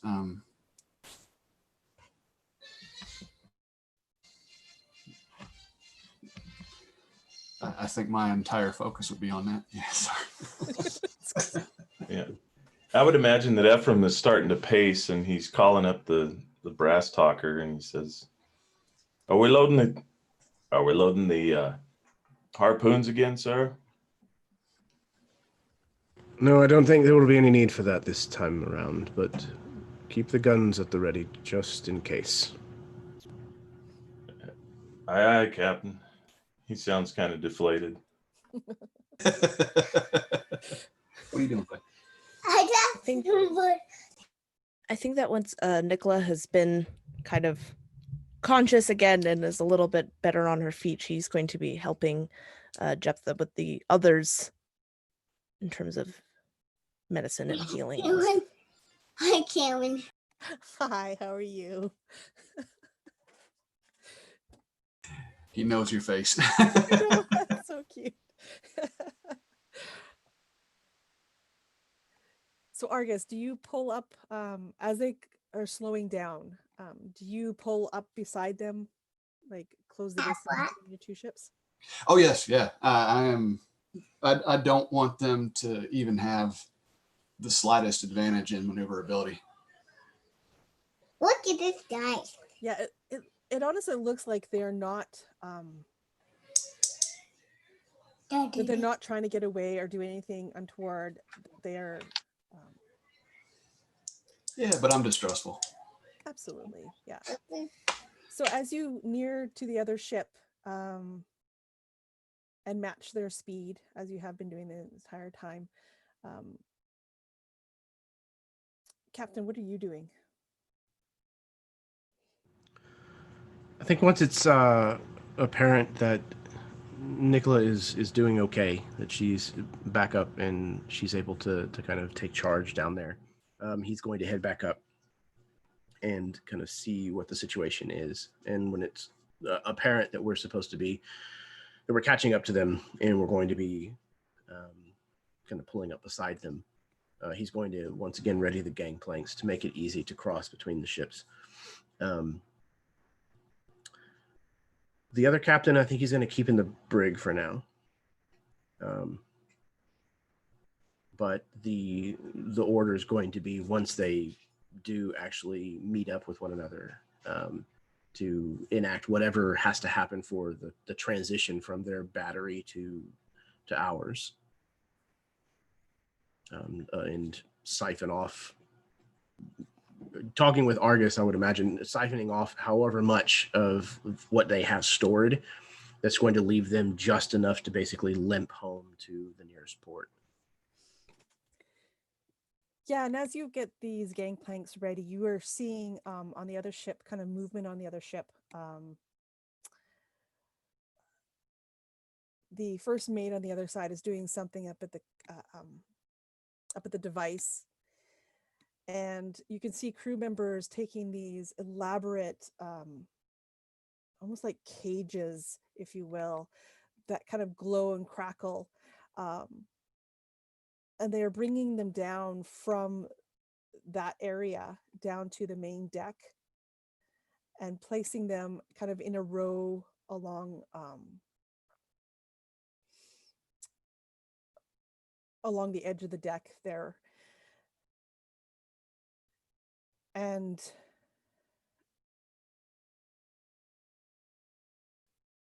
I don't know, do you cross over or do you stay on your ship? Once we have the gangplanks in place and everything, yeah, Fisk will cross over to the other ship just to kind of keep an eye on things, make sure that's all on the up and up. Yeah, so they are bringing these one by one down. There's something like 4 that are there stacked. And as you come aboard the ship, the first mate looks at you and says, because she seems to be getting rid, removing one more, and there's a crew waiting around. There. This will be the final one. You can have them, but bring our captain back. As agreed. We will keep our word in this bargain. This device, you have nearly emptied its capacity. Yes? As agreed? As agreed. I have filled up all 5 that we had. I have kept 1 so that we can return.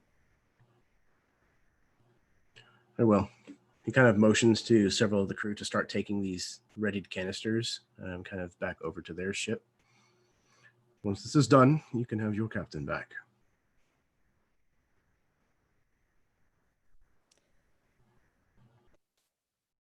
You can see she's uncomfortable with that because what's to say that you're going to bring the captain back?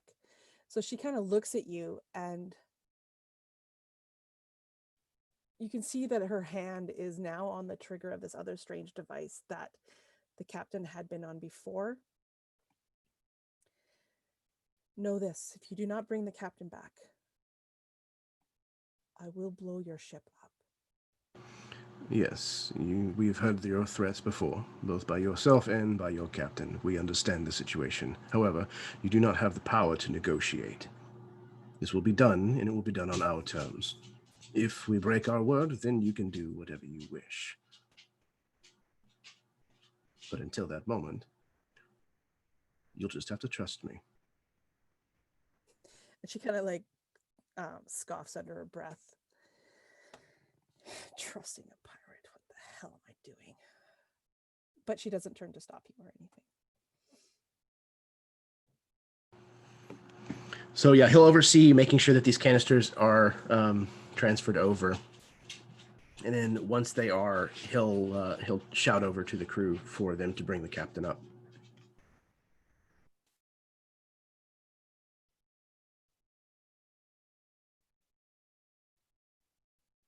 And do they?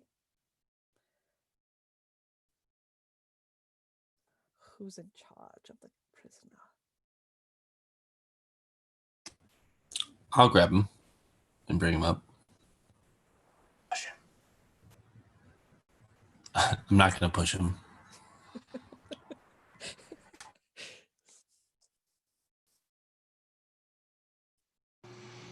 Yeah, and once he's brought up, Fisk will be at the gangplank on this other ship to help kind of bring him across and back on board his ship.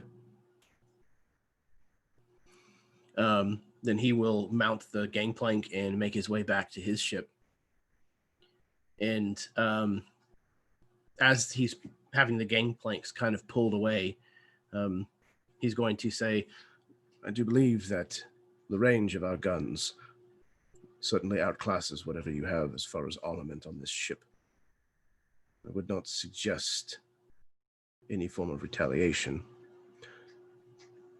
I am keeping this. He kind of pats the captain's pistol, kind of that's in his belt still.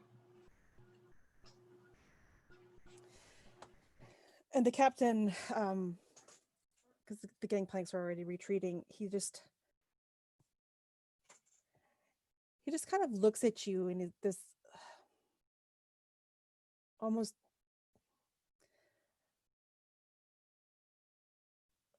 not quite confusion or awe or anything, but this look passes over his face as if that kind of went the way he hoped it would, but feared that it wouldn't. And Captain, may I get your name? I won't say anything, but I just want to know, like you to know, that you're an honorable man. You kept to your word. I'd like to remember you. I am Bronson Fisk. Captain Bronson Fisk. He kind of corrects himself. Yeah. Perhaps not everything is as you may think. Perhaps the world is less black and white. Perhaps.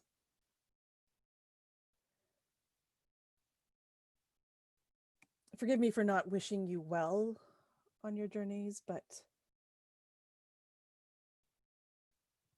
adieu. He just kind of gives a slight nod, and he turns and gives the order to get away, to get underway.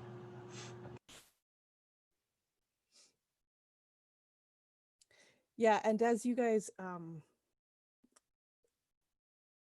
turn up your engines and move to head away, they do not. They stay at that very slow snail's pace that they'd been this entire time and just let you go, let you disappear.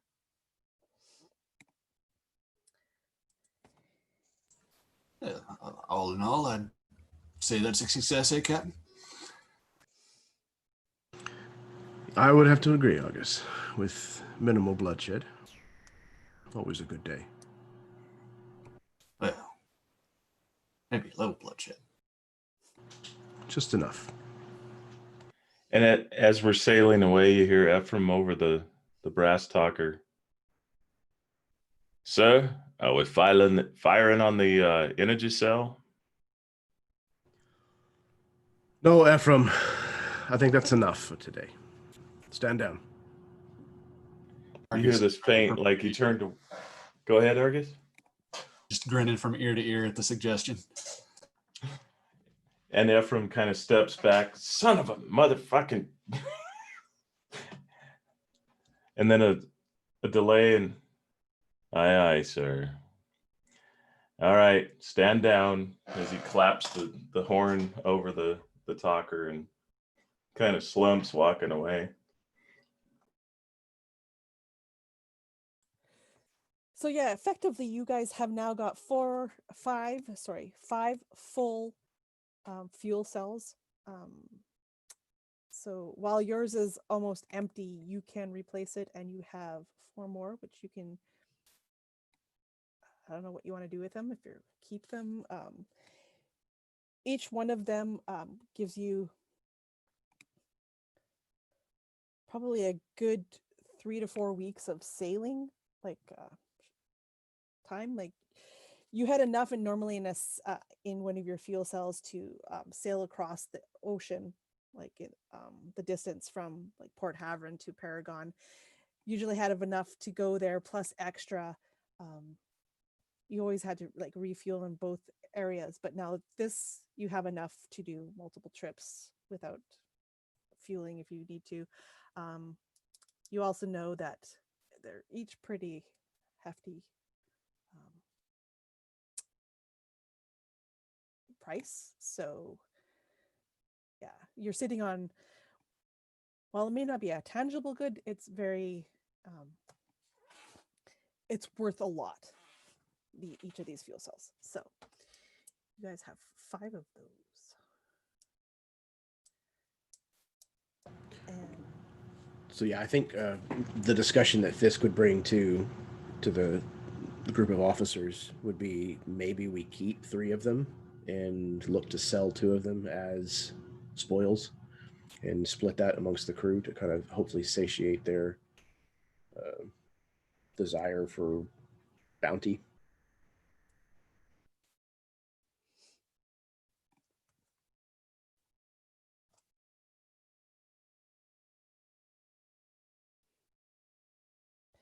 okay, and it won't take very much to replace your fuel cell that you have in there with the new one. So I don't need a roll for that. That's something Argus is quite used to doing, as well as any of his mates. But you now have enough energy to sail your ship, and you can get to Port Havren if you so desire. You can go anywhere now. The world's your oyster.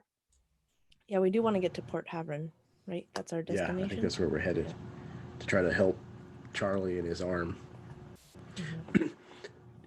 Did we ever figure out kind of the spear point of the mutiny on board our ship, which like singular person was kind of heading all of that? I believe you had a good idea. Yes, Philip Cordelia seemed to be the head of that group, the one that was the most displeased with your captaincy.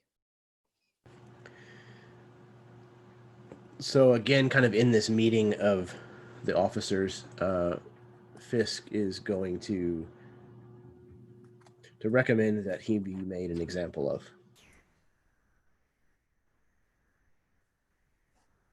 and kind of ask for their insight and input on that.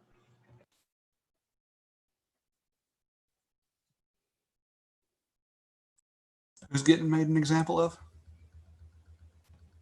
The guy who is spearheading the move for mutiny. Oh, yes.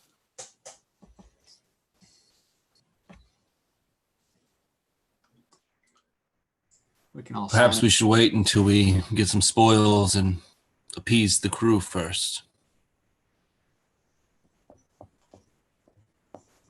Lest they feel inclined to seek retribution. Yes, we don't want to make a martyr out of him. So perhaps we should wait until we sell these 2 additional Energy devices. cells. Yeah, the cells. So what we have raw coin that we can put in their hands.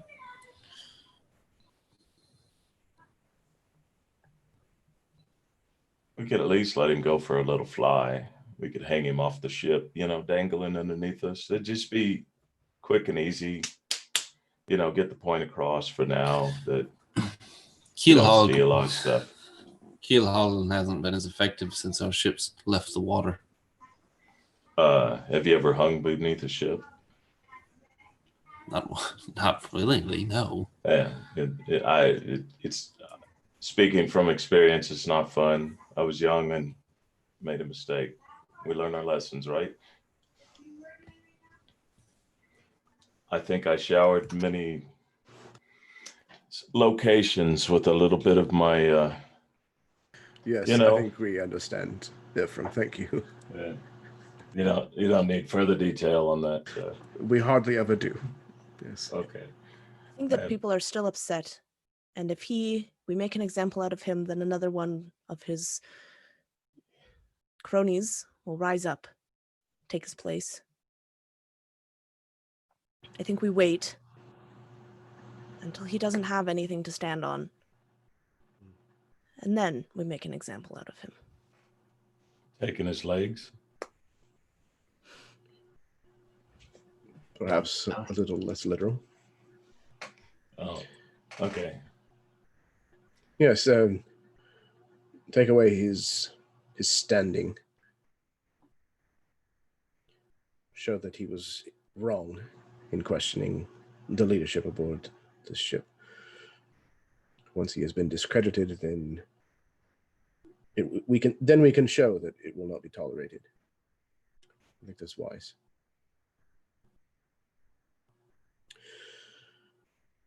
We still have the matter of the missing items that has not been resolved either. And we don't seem to have any further indication as to how this is happening or why. It seems to be affecting all of us on board this ship, and I am inclined to agree with the growing sentiment that it may not be someone on the crew.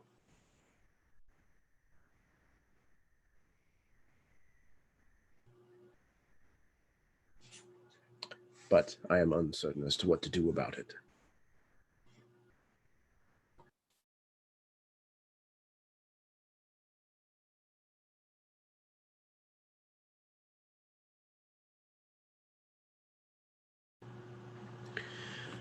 Have any of you noticed these creatures, these fae? Is there anything that seems to draw them out? Anything they seem to be attracted to?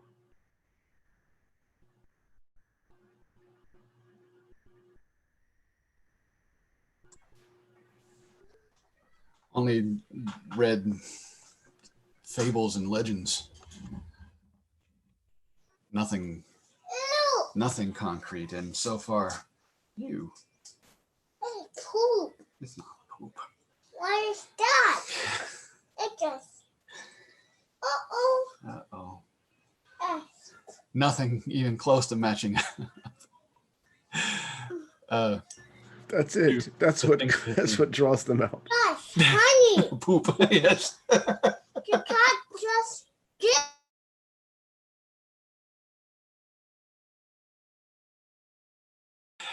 No filter on that boy.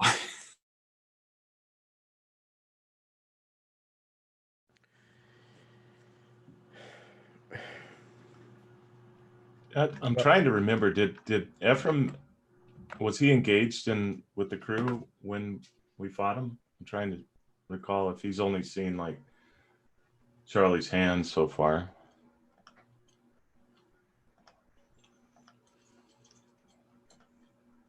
I don't know. Sorry.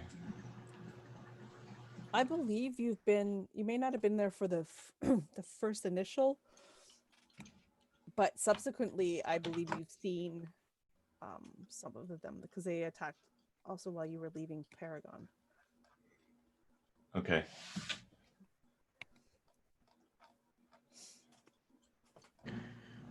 And we had that book with us, that kind of like foldable like map of some kind or something. Yeah, the ancient text that had some sort of I guess in your mind like gobbledygook, some strange writing that nobody could read except for I believe Nicola could with help. Yeah. Did that have any kind of information about these creatures? Any kind of specifics about them?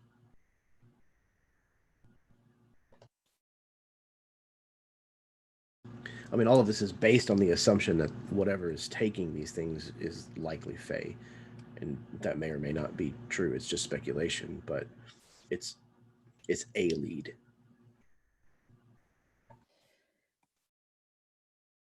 Yeah, so the book I think is pretty vague on. I'm trying to remember what I said. Told you before. It's pretty vague on like actual details, but there was talk about. I'm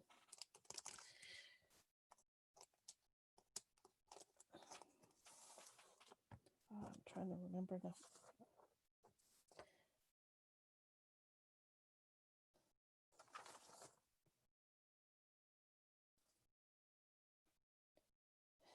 Do, do, do.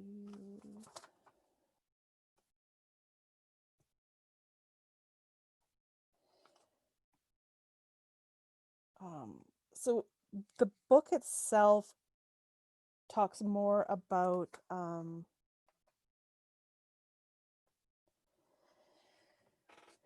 like this ancient civilization that that used to be here, and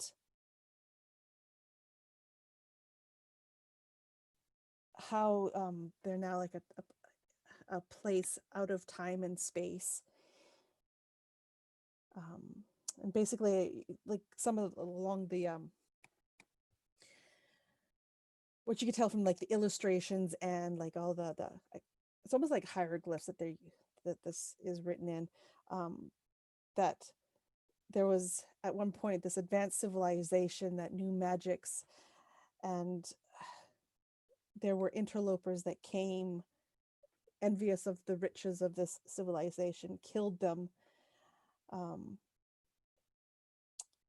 and the people always like a kind of a, I want to say capitalized, but they're not using like words per se, but the people retaliated, but not before one of these interlopers got away with some of the stolen riches.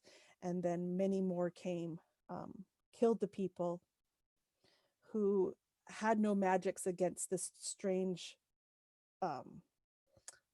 material that these interlopers were using, these steel and iron weapons. And so they removed themselves to protect them, protect what was left of their society, and that they will come back when the world needs what it has to offer.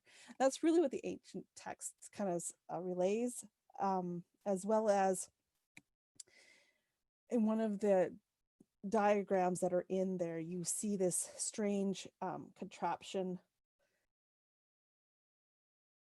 that looks somewhat close to that package that you initially got way back in the beginning from the Defiance, that strange almost astrolabe thing, that incomplete is the best that you could say. Like Argus has looked at it and it's like his best guess is it's an astrolabe, but it doesn't have all the pieces. It's not a true astrolabe, it's missing stuff. And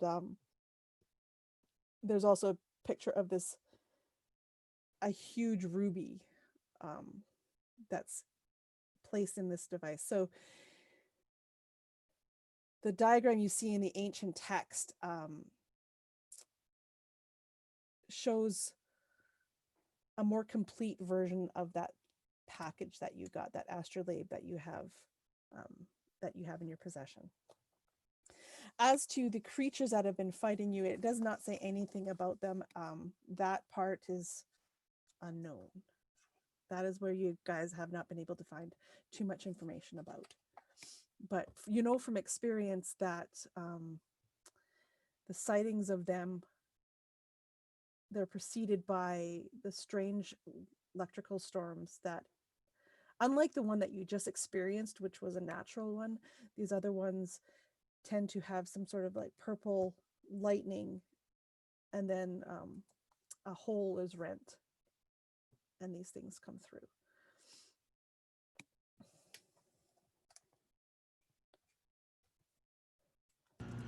Perhaps Port Havern will hold more answers for us. Ephriam, absolutely. If you want to do one, do so. This will be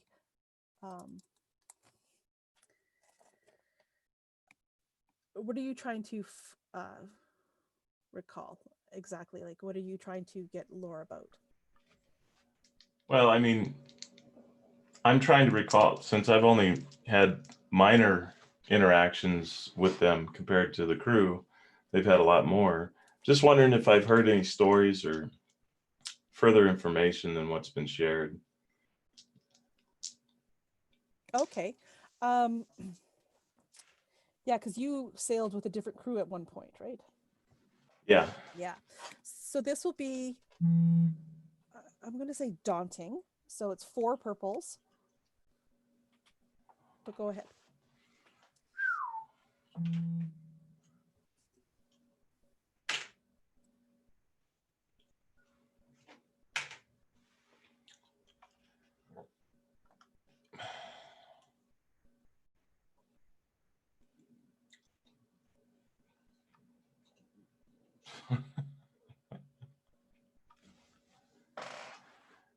So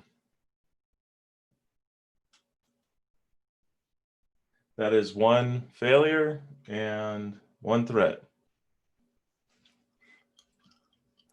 It's always threatening when you try to pick around in Ephraim's brain. Ephraim starts to have nightmares about what he saw inside his own head. Um, so no, you don't recall anything else. Not at this time.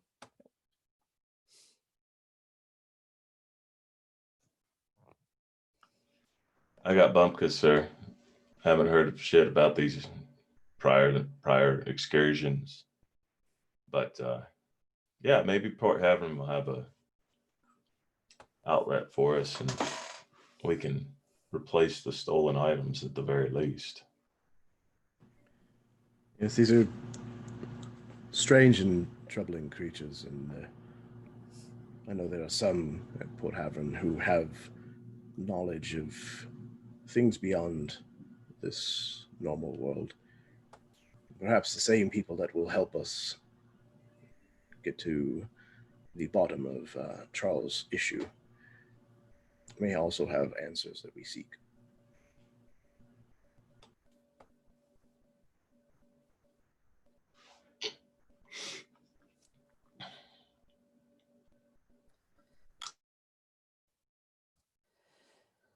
So you guys are probably about, was it, now that you can fly freely, probably about 4 days away from Port Havern, as best you can tell from your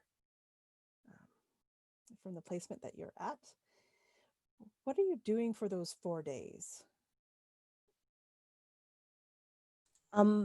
For those days, can Nicola do the checks on Charlie's mask that she's building? And Okay. everyone will also heal all the strain. After a good night's rest, you will remove all strain. And anybody who's actually wounded,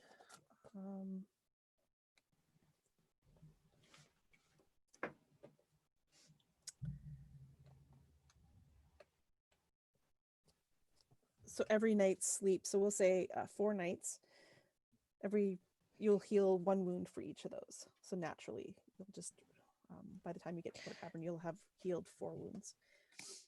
Also, I have an ability.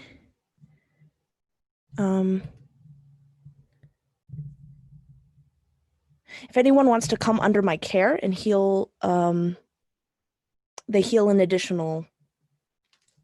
Oh, I guess you heal them all anyway, so never mind. I have an ability that says if they heal wounds through natural rest, they get to heal additional wounds. But So yeah, if somebody's I'll volunteer as tribute.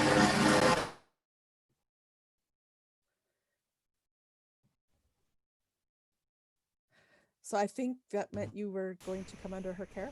Yeah, sorry. I'm trying to be brief as my dad's mowing the lawn, but yeah, I could definitely use some more healing.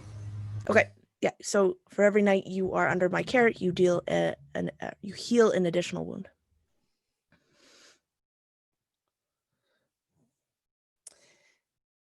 And for those of you who have critical injuries, does anybody have a critical injury? I know, Nicola, you just picked one up. Does anybody else still have some ongoing ones? I had stunned. Okay. Yeah, so each of you, because this will be another, you can roll resilience check. Would I be able to help Charlie? Yeah, I believe you could make I think it's a medicine, right? Where you can heal those yourself.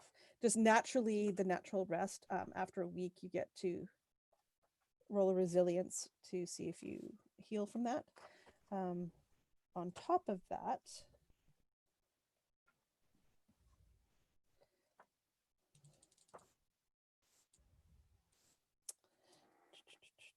medical care.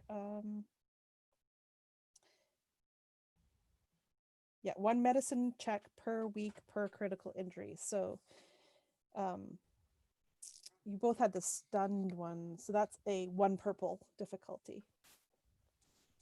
So you can try to heal Charlie's on that one. Yep, I will do that. I'll try.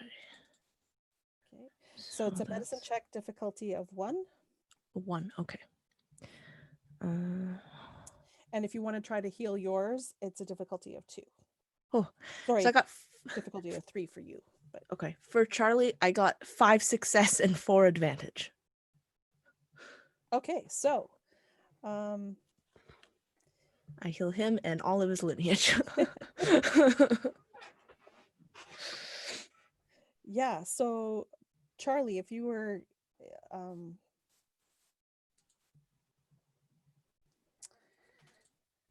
your critical injury would be healed.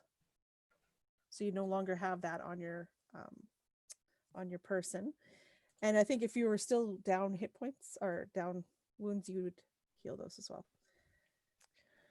I also got 4 success, 1 advantage, and 1 triumph on my. It's a medicine check, correct? For mine? Yeah. With 3 purple? Yeah, it would have been 3 purple Okay. for you. And you still. Okay. Yeah. So Yeah. Yeah. I'm rolling 4 yellows. So it's. So pretty nice. Yeah. So you heal yourself as well as remove that critical injury. Perfect. Thank you. So I think everybody now has no critical injuries ongoing. Is that correct? Yeah. Perfect. Okay. So by the time you get to Port Havern, you will all be physically healthy, I believe. Also, which checks did you want me to make for Charlie's mask? Oh yes, right. Mask. Let's get that. And I believe I already have 2 successes out of the 10. I can't remember. I threw out my sheet when I went. Yes, you have 2 successes and 1 special feature that you rolled last time. Right. I wish I had written down what we did for the check, but I believe it's a mechanics. Okay. And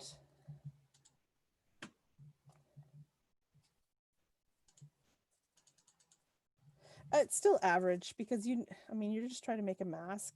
So it's average difficulty. So that's a 2? Yeah. Okay. Oh my. Jeez.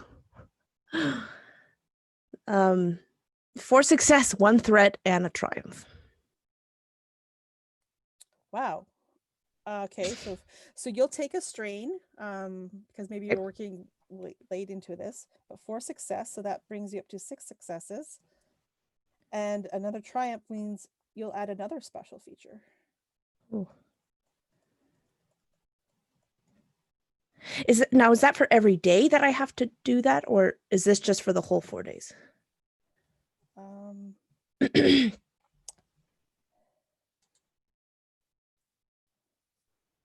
trying to remember if what we said if it. I thought it was a check every day, but I'm not. Yeah. I could be wrong. Yeah, so let's make another make 1 more check. So you're Okay. at 6 successes, you just need 4 more successes. Okay, so that's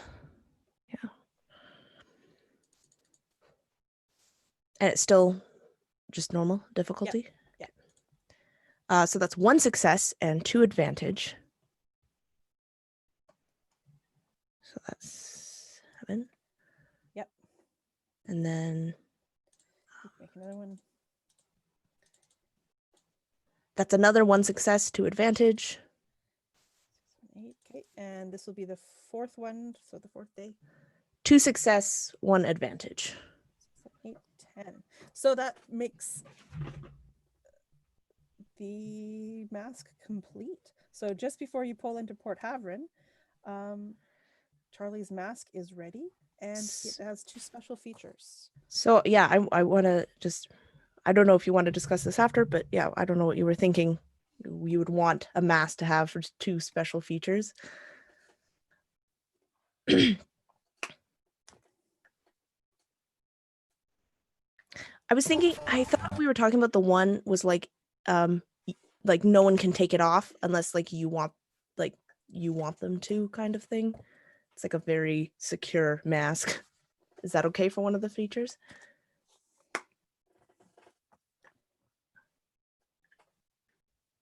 So cannot be forcibly removed? Yeah.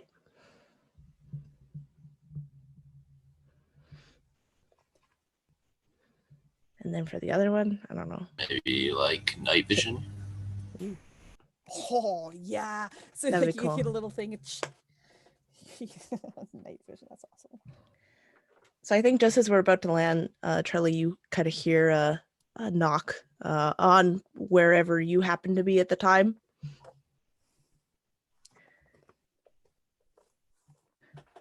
And you would see I almost Nicola. want it as like a Frankenstein scene where it's like I'm on the table, you can't see me, and like you're dropping the helmet onto my head, and there's like locks put in place.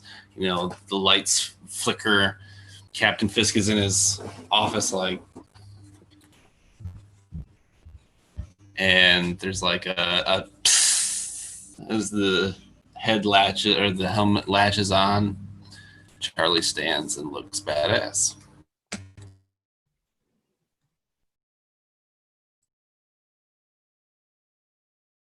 Yeah, I'm pretty much Darth Charlie now.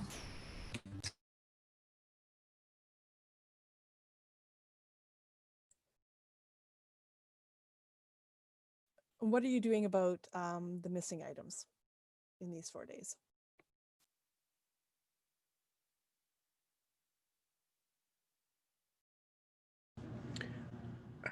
What is the strong box or safe or whatever it is that in the captain's quarter? What is that made out of? Is it just like a wooden chest that's bound in iron, or is it? I'd say it was metal for sure. Okay.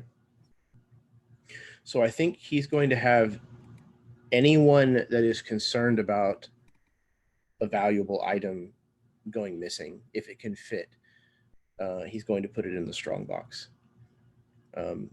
His hunch about this thief possibly being Fae, and the fact that the story talked about that they had nothing to defend themselves against the steel and iron that these interlopers brought into their world. Again, all of this based on assumption. He's going to hope that the metal box will keep this creature from being able to get to these items.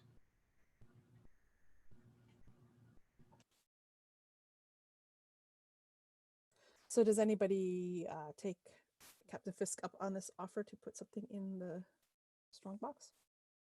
If so, and what? I think that book that Nicola got from that vault is definitely going in there. Is going in what now?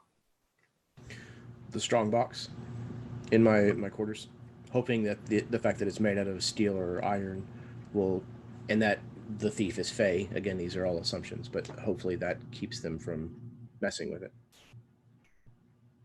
So anything that's valuable that you want to put in there.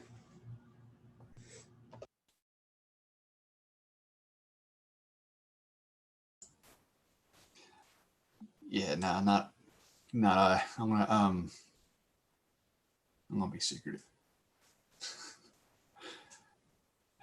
Yeah, I don't think that Ephriam has anything else that he can really spare to lock away right now. I want to get together with my two crewmen down below and see if we can kind of make progress on what we had previously been working on, trying to upgrade the capacitor. We had hit along something while we were low on energy, and it got us into the air. I want to kind of travel down that path, like technologically, and see if we can gain any more insight or success on that.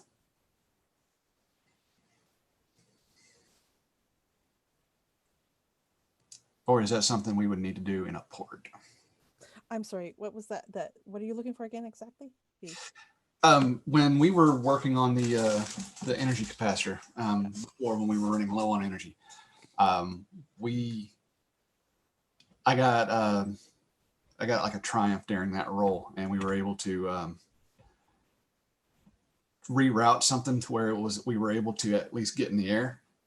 And I want to see if we can gain any more success on that. basically make the ship either more efficient with energy or perhaps move faster. Okay, make me another mechanics roll. Okay. This will be hard, so three Yeah. 3 purple. I'm surprised it's just hard. Mechanics, there we go. So that's 3 yellow, 3 purple.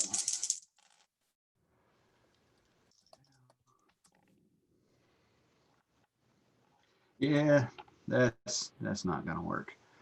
I got 3 failures, 2 threat, 1 success, and 3 advantage. So come out with 1 advantage and 2 failures.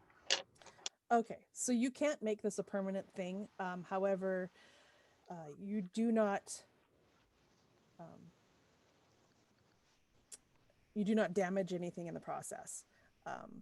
But you know from your adventures that what you did with the Triumph, that it cannot last. And if you tried to keep doing that, you would actually burn out some of the components.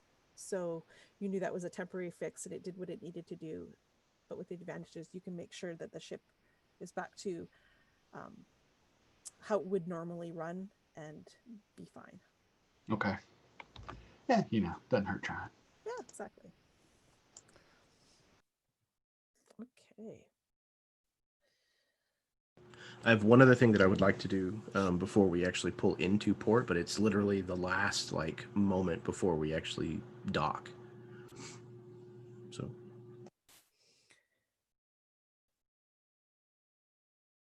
Are you continuing searching, or are you just giving up on that part?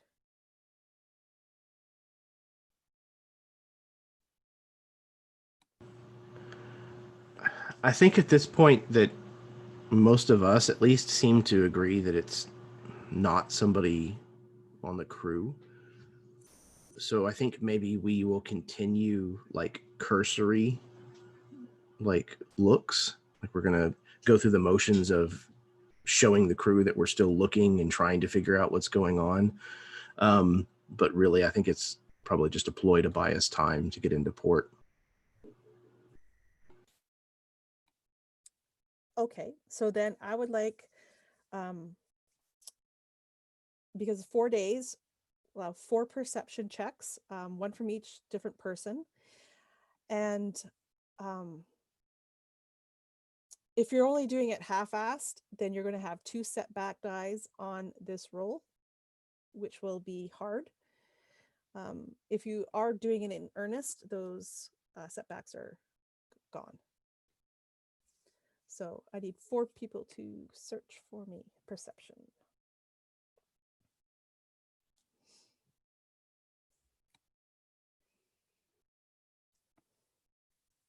Argus is not half-assing this. I'm taking the missing shit very seriously. And what was the purples? 3.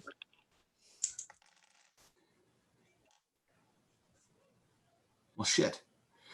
I got 1 success. I got 2 failures and 1 threat.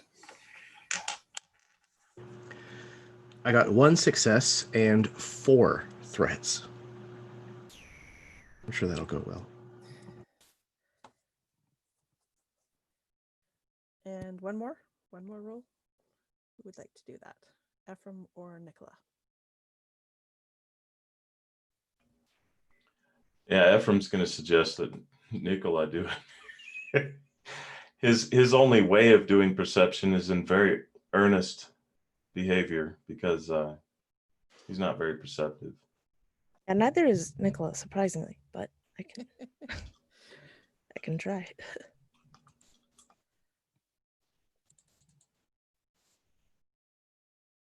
Yeah, I got 1 threat. Okay. So Nicola and Argus, neither of you see anything, find anything. I think you each take one wound as while you are searching for stuff, you snag your hand on some sort of rusty nail or a weapon out of place or some form that goes through. It ignores your soak, goes straight to your body. So you'll each take one wound. Charlie and Captain, when you're searching, you each actually find something.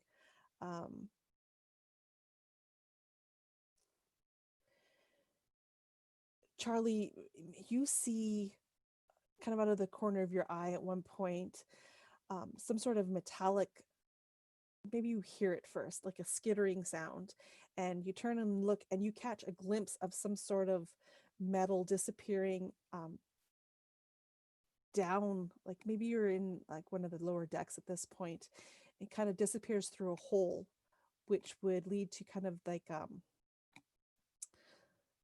maybe to the back of the bilge area, and it's enough to cause you to inform the captain, who then maybe searches in that area as well. And Captain, you also you find, like, taking what Charlie has described to you, you spend some time actually looking in that area or going into the bilge itself, and you find actually it's almost like this metal barrel or something that shouldn't be in this area at all. And you do find all of a bunch of the missing items. However, when you go to actually like maybe grab or put your hand into it or whatever you're doing, like you're trying to grab this barrel or whatever, you are struck by something that kind of sinks into your hand as you were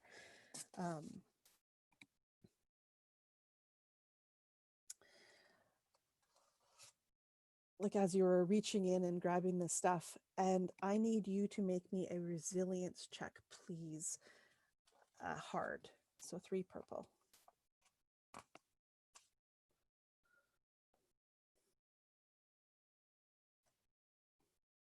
Okay, so resilience is brawn. Okay, so 2 and 2, and you said hard, so 3 purple? Yeah. Okay.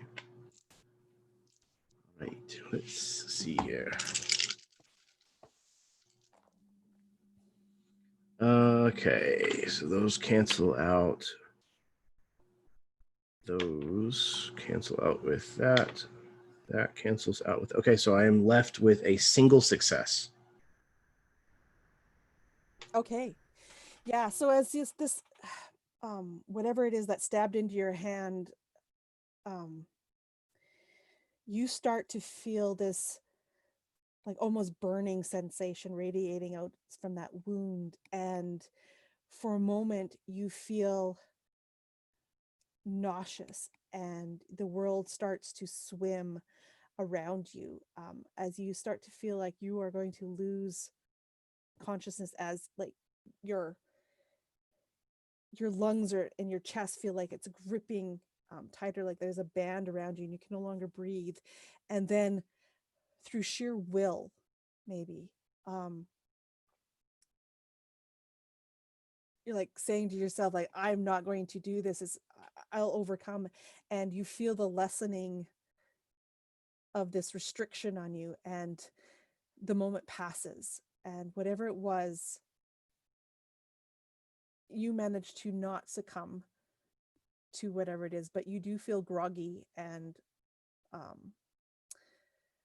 you know you've been poisoned, but it mustn't have been quite enough to knock you out. But you have a barrel of items, all sorts of If you look inside, there's also like metal, paper, cloth, various things. You see a bunch of it almost seems random. What do you do with this barrel? So he's going to kind of have recoiled, and now that he's no longer in danger necessarily just passing out immediately, he's kind of cradling this hand where the wound actually occurred. He's going to kind of like wave almost dismissively towards the barrel. Charles, seal that and take it to my quarters immediately, please. I need to get to Nicola. We'll deal with this in a moment.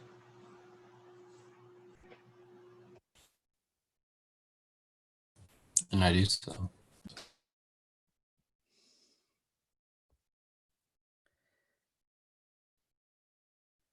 So Nicola, when the captain comes to you, you look at the wound and what he describes, and you know it was some sort of paralytic that had been entered his system. Not quite enough to actually do the job, but it could have easily have knocked him out and could have potentially killed him, depending on whether he had received enough of the dose or not. I think Nicola would even say that as she comes over and starts to look at this. You're lucky you're not unconscious or worse. I certainly do not feel lucky at the moment. Would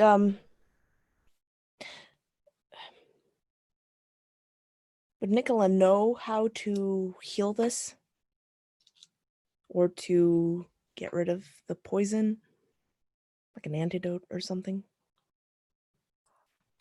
From what you can tell, and from what it is, his system will naturally get rid of it. Okay. He needed to have that, like the full dose had to have happened. There is going to be no additional side effects or anything ongoing. He just has to kind of flush it out of his system, and that'll take a little bit of time. But it is not something that's going to stay in his body. I think still, maybe, even though she knows this, perhaps to make him feel like better a little bit, she'll make like a little bit of a tincture with like garlic and some other herbs, like kind of that are herbs that are probably healthy for you anyway, that you should be taking anyway, and give this to him. Chock full of vitamin C, that kind of thing. Yeah. Squeeze a lime in there. Yeah. Knowing that the captain doesn't like that so much, so. Yeah. She's gonna sneak some vegetables in there, just broccoli. No. Kale salad. Yeah. It's a Bloody Mary. It's just a Bloody Mary. It's just Yeah. There you go. So yeah, she makes this up a little bit and gives it to you. It'll take some time to feel better, but this should help. Thank you, Nicola. I appreciate it. As it turns out, Charles and I have found the stolen items. At least it seems to be the case. But something in the container where these items were placed is what did this. Is there any kind of mechanism that would do that? I don't think I got a very clear look at what it was, right? It was just whenever I was reaching in. Yeah, you have no idea what it was. I did not get a good look at it. I'm not certain what caused it. Perhaps if we find what caused it will give us our answer, at least a better answer of what it was. It is my hope. I've had Charles seal the barrel and take it to my quarters. I think it would be wise to have perhaps you and Argus look at this and see if we can come to some kind of determination. Sounds good.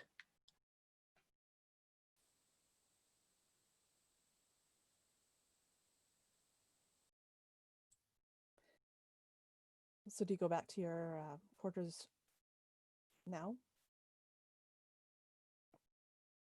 Yeah, I think after receiving the tincture and just being told that basically it'll take time, but he'll get better. Yeah, he'll go back. And it tasted awful. Of course, Yeah, probably medicine usually So does. garlicky. vegetables or something in it. So garlicky. Yeah. So you go back to the quarters, and Charlie, you took the barrel there as well, right? Sorry, did you stop to see Argus, Captain? Or... He probably just would have used the communication system on the ship just to tell him when he has a moment to please come to the captain's quarters.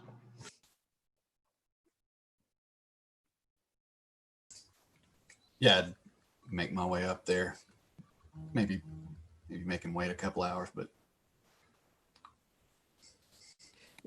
do you wait for him, or do you just do you wait for him to arrive before you do anything with the barrel, or do you start? No, I think with Nicola there, he's like Fisk is probably going to observe from a distance because he understands that whatever's inside is likely some kind of mechanical apparatus. So maybe he'll like stand by with his blunderbuss ready just in case, whatever is inside is living and tries to escape. But he's going to let Nicola, deal with this. And then, once Argus arrives, then he can have his own look later. Okay, so Nicola and Charlie, you are also there. The captain has given you free rein on how you go about dealing with this barrel. What are you doing? I imagine Nicola wants to take some sort of like apparatus to open up the barrel again, like some sort of like lever or something to open it up so that nobody's touching it and we can stay relatively away. And see if like she's gonna ask Charlie to watch from the other side to see if he sees anything being activated or moving or anything like that as she's on the other side. But I'm going to open it. So it's almost like you had kind of like a crowbar or something, and you pop off the lid that is on this barrel. And inside you see a bunch of random items, shirts, tattered cloth, looks like some pages, some books, some metal objects. Nothing at first catches your eye at all. What do you do? Nicola would then take the same crowbar and just start like lifting out things, like the cloth and stuff like that, and kind of holding it up to the light and inspecting, kind of like turning it around and inspecting it. Also, she would turn to the captain and she would just kind of pause and, perhaps you should watch your own door.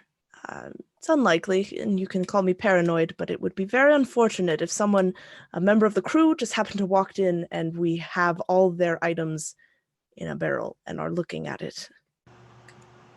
Good idea. He'll walk over and like throw whatever latch or like lock mechanism is on the door.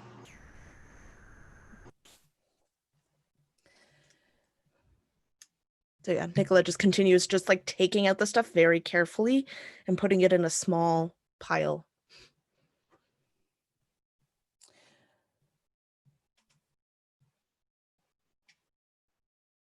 So as you start to remove, there's a bunch of like dirty shirts,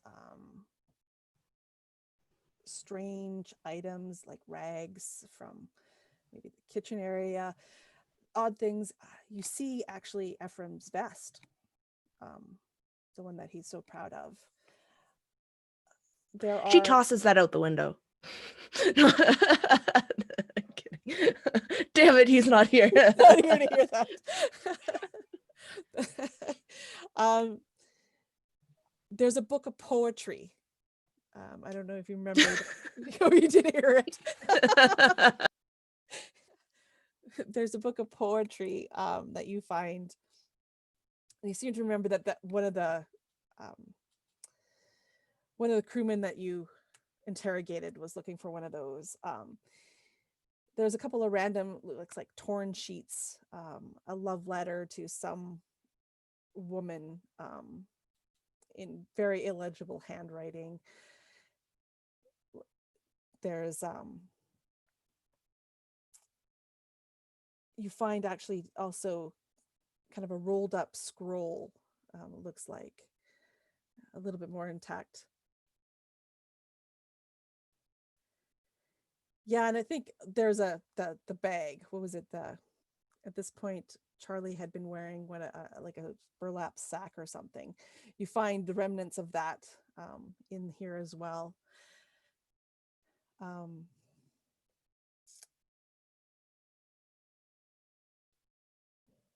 Do you open the scroll? No? Okay. You're muted. Sorry, Em, you're muted. Whoops. So she wouldn't look at anything. She's just taking it out. But they're just in a pile if, I don't know, other people want to look at them. You can find a couple of metal knickknacks like little gears. There's one that catches your eye. It's almost kind of like a clock hand. It's a little bit more complicated than the others. It's got a few gears. It's a kind of a larger clock hand. So that's one thing that catches your attention. Trying to remember what all went missing.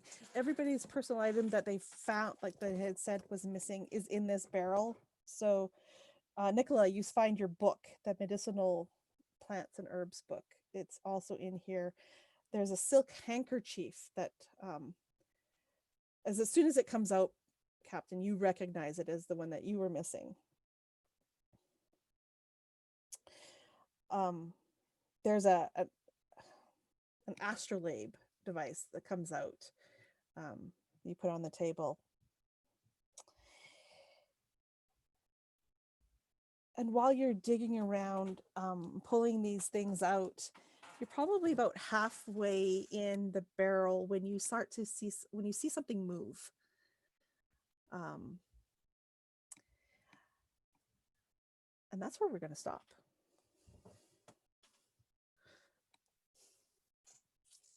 So No, thank you guys. the face hugger. No. You'll have to come back next time to find out what it was. Sorry. I'm just going to throw it back to the players. We didn't do intros, so they can do outros. And then we'll call it a wrap. So we'll start with Captain Fisk. Hey everybody, my name is Jeremy. I played Bronson Fisk, captain of the Triton's Folly, once again today. Thank you very, very much, Karen, for running a wonderful game as always. It's always fun to get back with this crew and tend to be pirates. Ride that boundary of being really nasty, gross, dirty pirates and still maybe a little heroic, maybe. But yeah, I feel like I'm finally understanding and getting Genesys a little bit. It seems to kind of be making sense. I'm still not fast at Genesys, but I feel like I'm understanding it at least. So I'm making progress, like a year or more into this game. But yeah, so I have a channel called the Erasmus Expeditions on YouTube. You can find live plays for games that I run, as well as videos where I discuss RPGs and crafting and things of that nature. I have a video I have been editing. Hopefully will be coming out hopefully sometime this next week. And then I have a game Wednesday that I'm running on the channel as well. So stop by, check it out. Yeah, thank you as always. And thank you. I'm looking forward to all of those that you just mentioned. So yay. Next we have Baron. Hey everyone, I'm Baron. I played Charlatan Charlie. I'm as ever, grateful that I get to be a part of such an enjoyable game with such an incredible group of people. So thanks for having me, and we'll see you next time. Thanks for being here. And Charlie now probably looks the best that he has in ages. Charlie looks better than everyone else. Absolutely. Next we have Dave. Hey, folks, I'm Dave, as Karen says. Imagine that. And I am happy to have gotten a little extra play with this group because it's always a delight. And today was, we finally got to overtake a ship. And I guess Ephriam is reluctantly being delivered lessons in being the better man in this circumstance. So he's looking at it that way, as learning from Captain Fisk and his chivalry, I guess you could say.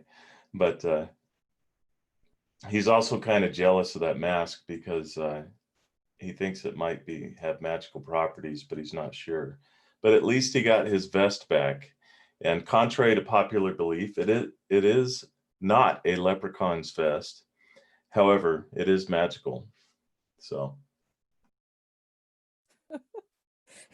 And I'm sure this pent up rage that he has for not, being able to, like, I don't know, do much more bloodshed and stuff is not going to boil to the surface at some point. No. Next we have Jason. Hey everybody, how you doing? I'm Jason Smith. Man, I love Genesys. I like the use of these narrative dice. Once you learn all these little funny little symbols, everything starts to make a little bit of sense. It's just, for me, way more enjoyable to have this and that, or a variety of better than you succeed or you fail. So in that regard, Genesys is just so much fun. So I'm enjoying the shit out of this. I look forward to the next session when the facehugger kills us all. And yeah, thanks for watching. See you next time. Yeah, I have to agree with the the Genesys. I mean, it's a little bit more complicated, it seems, but it also allows so much more to happen, I guess, with each action than just, yeah, A did it, no, I didn't do it. So I really enjoy that about it too. And last but not least, M.